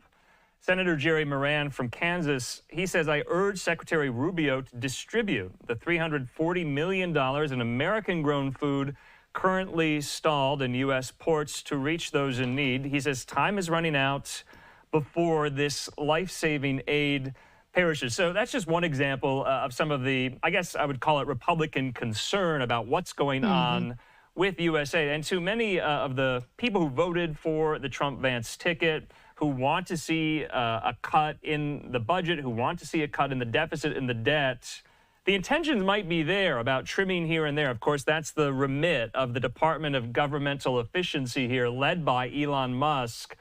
Are they cutting in the right places, and are they doing it efficiently? Or is it ad hoc, do you feel? Yeah, so I think they are going in and kind of bringing a data-centric approach, having seen many people, many different administrations come into power trying to say that they want to rein in government. The technology approach that Elon Musk is bringing in is somewhat unusual, as well as the rapidity with which he is trying to take action. It is something that most of the federal workforce is not familiar with. It's something that most of Washington, D.C. is not familiar with, the rapid pace by which he's trying to get information. You're seeing some of this where even some citizen journalists are going out there and exploring some of these grants that are being made by USAID, finding the information that's out there and matching it with employer identification numbers. And what they've been finding is that we have hundreds of millions of dollars going to these nonprofit groups, many of them who have either former or sometimes current senators and elected representatives on or affiliated with these organizations. And so it raises a great deal of, raises many questions. You have Congress who did appropriate these funds, but you also have members of Congress who are benefiting from these funds, or so the data seems to be saying. So it makes us wonder, when we put sunlight on these types of programs, we might not like what we see, and it might be a little painful to make changes, but we have $335 trillion worth of debt. We're running massive deficits year after a year. So at some point, going in and drilling down into the detail of this data and figuring out where this money is going, a lot of it going overseas and then making its way back into the coffers of highly connected individuals. It does smack a little bit within a representative republic and a democracy that we have here. It just smacks a little bit of some perhaps cronyism, if not outright corruption. So it's worth exploring further. So I thought that was an interesting move because, maybe USAID is essentially on life support as a federal agency. I mean, maybe they're not going to, do away with it whole cloth because Secretary of State Marco Rubio over the weekend was named as acting administrator of USAID. Do you see that as a lifeline to the agency or not, or maybe a nail in the coffin? I do think that Senator Rubio, or now Secretary of State Rubio, he's probably more, one might describe him as more circumspect than Elon Musk when it comes to these things. So he may be a little bit more of a steady hand at the wheel. But I know that he is also still trying to follow President Trump's remit, which is that they want to go in and find waste where there's waste, to find efficiencies where there are efficiencies. It may make the process slower, maybe a little less fraught with criticism. And it would be in line with some of the legal challenges that could be there, that you keep the agency running, but maybe you tighten the belt a little bit. Okay, Lydia, while we have you, because you're so knowledgeable, we want to get into the maybe tariffs that weren't from over the weekend. And correct me if I'm wrong, and let me know if that's an apt way to describe. I'm not talking about the Chinese tariffs. I'm talking about what happened with Canada and Mexico. Originally, Trump signed those executive orders. He implemented a 25% tariff on imports from Mexico and on Canada as well, except energy, Canadian energy, that was a 10% tariff there on Canadian energy imports. So he got on the phone with Justin Trudeau of Canada. He got on the phone with Claudia Sheinbaum of Mexico. And they committed to sending thousands of their own troops to their respective borders, the northern and the southern borders of the United States. And then Trump pulled back for 30 days to reassess here. So what did Trump actually get out of the tariff threat? Is it a tariff threat, or were those tariffs in place for a couple hours? Mm-hmm. Yeah, I saw a shirt. It was quite amusing. It says, "I survived the Great Tariff War of 2025, February 3rd to February 3rd," which is very much how I think a lot of people feel about this. I believe Trump probably views this as a bit of a victory. He went in and said that he wanted to use these for national security reasons. He did not go in saying he was using these particular tariffs for revenue-raising purposes, though he was said that that could be an aspect of it. But his main goal was to fight fentanyl and illegal crossings across the border. So you could say that maybe this is a victory in his book for this trade war as it was, but it is only stayed for a certain period of time. I think you will see that he will probably be looking very closely to see whether Canada and Mexico fulfill that promise of protecting the border, both from the north and the south. And if that is the real reason why Trump was moving forward with these tariffs, and they do make progress on that front, then it's likely that he might retract entirely. Now, I do think it's very much the case that, and he's been very clear about this from the beginning, he is using these as a negotiating tactic. And when he starts talking about using them as a revenue raiser, I think we'll have a whole another host of issues to talk about, because the economics are very clear. Tariffs end up at the end of the day really only ultimately hurting consumers, either in fewer products or more expensive products. But in general, these particular tariffs seems like they were geared toward using his national security authority, and they seem to have maybe achieved his goals. This similarly with Colombia last week as well. So I think there's a lot to still watch for to see if those nations to the north and south of us follow through on what they have promised to President Trump. But I think we can kind of interpret this as Trump is serious about trying to enact the agenda that he feels the American people elected him to enact.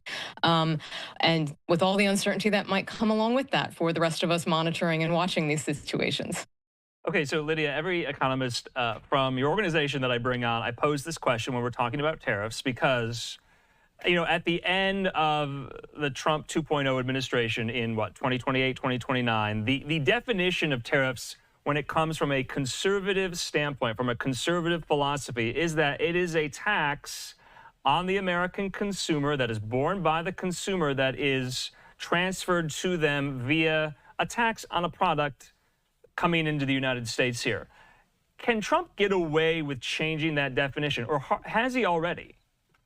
I don't think that has been his goal, even, is to change that definition, even though he has used them for security reasons. Other presidents have done that in the past. In fact, President Biden not only maintained the Trump tariffs from 2018, 2019 on China, but actually hiked some up, including 100% tariffs on electric vehicles from China as early as just late last year before he left the White House.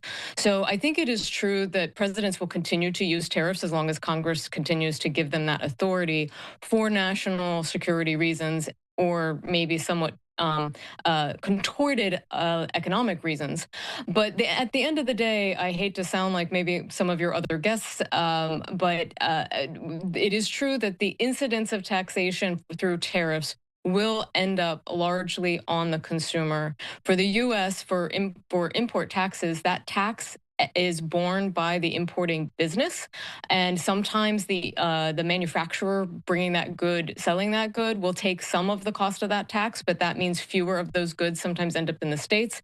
And at the end of the day, it's the consumer. The price might not go up the full tariff amount, but a portion will be fed through to the consumer, or it will show up in fewer goods coming to market from that. And the economics is pretty clear about that effect. Now, there could be other reasons why you would want to use tariffs, or it may be less distortionary than other types of taxation. So I don't want to say that it is other forms of taxation are superior. That's not necessarily the case. But it's definitely a concern that at the end of the day, consumers should know and be aware that tariffs, at the end of the day, they will pay that.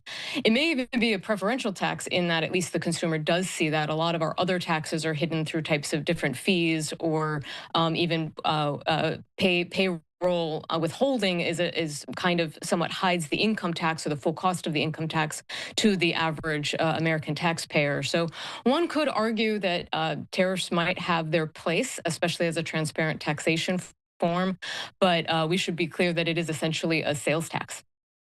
Okay, yeah, I wanted to talk more a little bit about the Chinese tariffs and the Chinese retaliation, because last time I checked, Canada and Mexico, they were good friends, they're good allies, and Trump 1.0, he brokered the USMCA between all three countries on the North American continents here.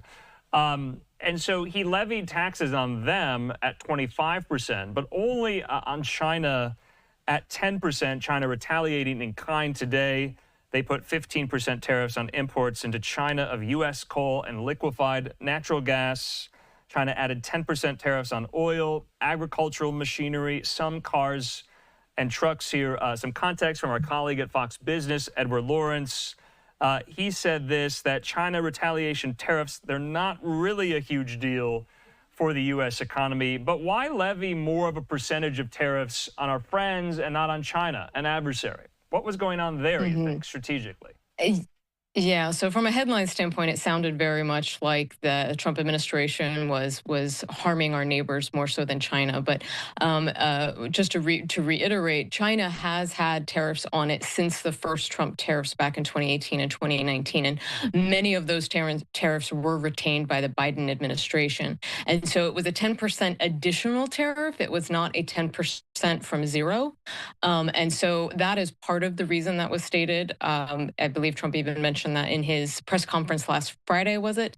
So many that he's given since it's hard to sometimes keep track of the days, but that accessibility is appreciated. But so what we are seeing is that China is responding. A lot of folks seem to think that it really is, they're responding in a way that's targeted and meant to be not necessarily conciliating, but they're not trying to escalate the trade war. So they're kind of just responding in kind, if you will, by being targeted with their 15% increases. Now, China has other restrictions on U.S. goods and imports of U.S. goods, so that don't always come in the form of tariffs. There are lots of restrictions on ownership of their businesses that we don't necessarily have in the United States, where we have a lot of we have a lot of U.S. dollars coming from China that invest in our businesses that we don't have restrictions on.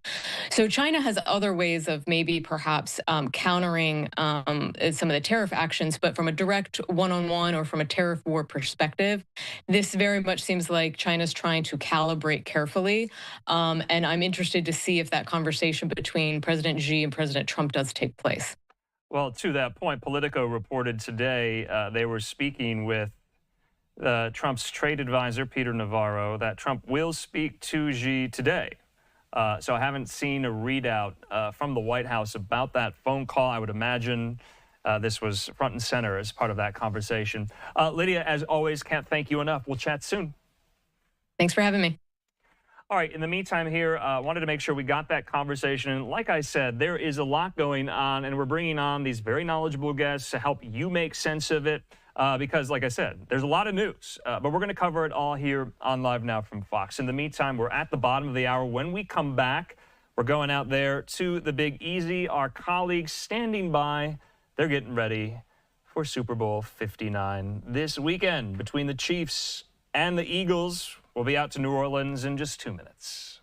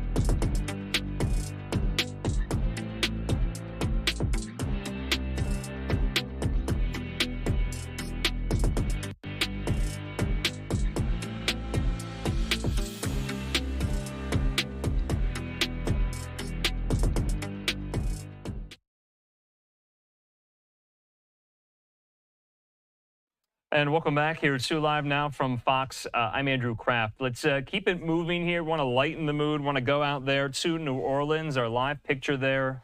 Over the New Orleans skyline, you can see the Caesars Superdome there in the distance. Well, the biggest night in football. It's less than a week away, and thousands of fans are making their way to the Big Easy. The NFL is putting the final touches on the Superdome in preparation for Sunday's game. Well, our colleague and friend, Fox News multimedia reporter Bowen Kedrovich, he's standing by live outside of the Superdome with more, and he joins me.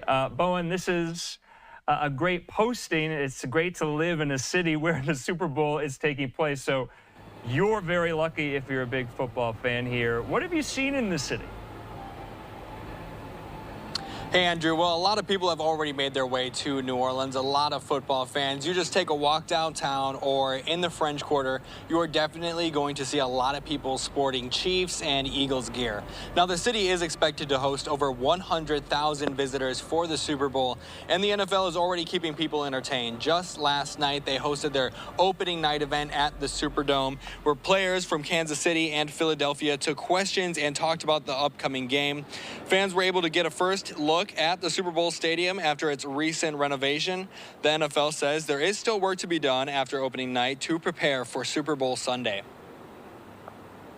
We'll have a larger crowd anticipated for game day, so we'll make sure the rest of the entries are prepared to open, making sure our security's buttoned up and the staff are ready to go. We have a couple trainings and walkthroughs to make sure the thousands of staff members that are also coming to work on game day are prepared to go. State and federal officials say safety is a top priority for the Super Bowl, especially after the New Year's Day terrorist attack in New Orleans. The Homeland Security Secretary, Kristi Noem, walked through the Superdome yesterday. She was joined by the NFL's Chief of Security and Louisiana Governor Jeff Landry. Secretary Noem looked at checkpoint areas outside of the Superdome and toured the Operations Center for NFL security. She says DHS will have agents working alongside other federal and local law enforcement agencies during the game. If you see something, say something, means grab a local law enforcement officer, a security personnel, someone that you see that is there to protect the public, and our communications plan will ensure that everyone is well informed to deal with it. Secretary Noem says that there are no credible threats to the Super Bowl. Andrew, I'll send it back to you. Bowen, I just have to ask, though, I mean, how present is the apprehension, maybe, in the wake of the terror attack from New Year's Eve? Now that we are on Super Bowl week here, can you still feel it in the atmosphere a little bit, that tension? I think in the air, definitely safety is obviously top of mind. You just see this place is very locked down. Just in the air, you can see helicopters as well flying through the skies. You just see a lot of law enforcement presence everywhere you go, especially in the downtown and French Quarter areas. So I definitely think law enforcement is definitely prepared for this Super Bowl in wake of the attack. Andrew. Okay, and Bowen, I just got to ask you on a lighter note, who you got? Ooh, that's tough. I do think it is going to be a very good game. I think both are on a mission for sure. Kansas City, they want that three-peat, but Philadelphia's got that grudge match. They want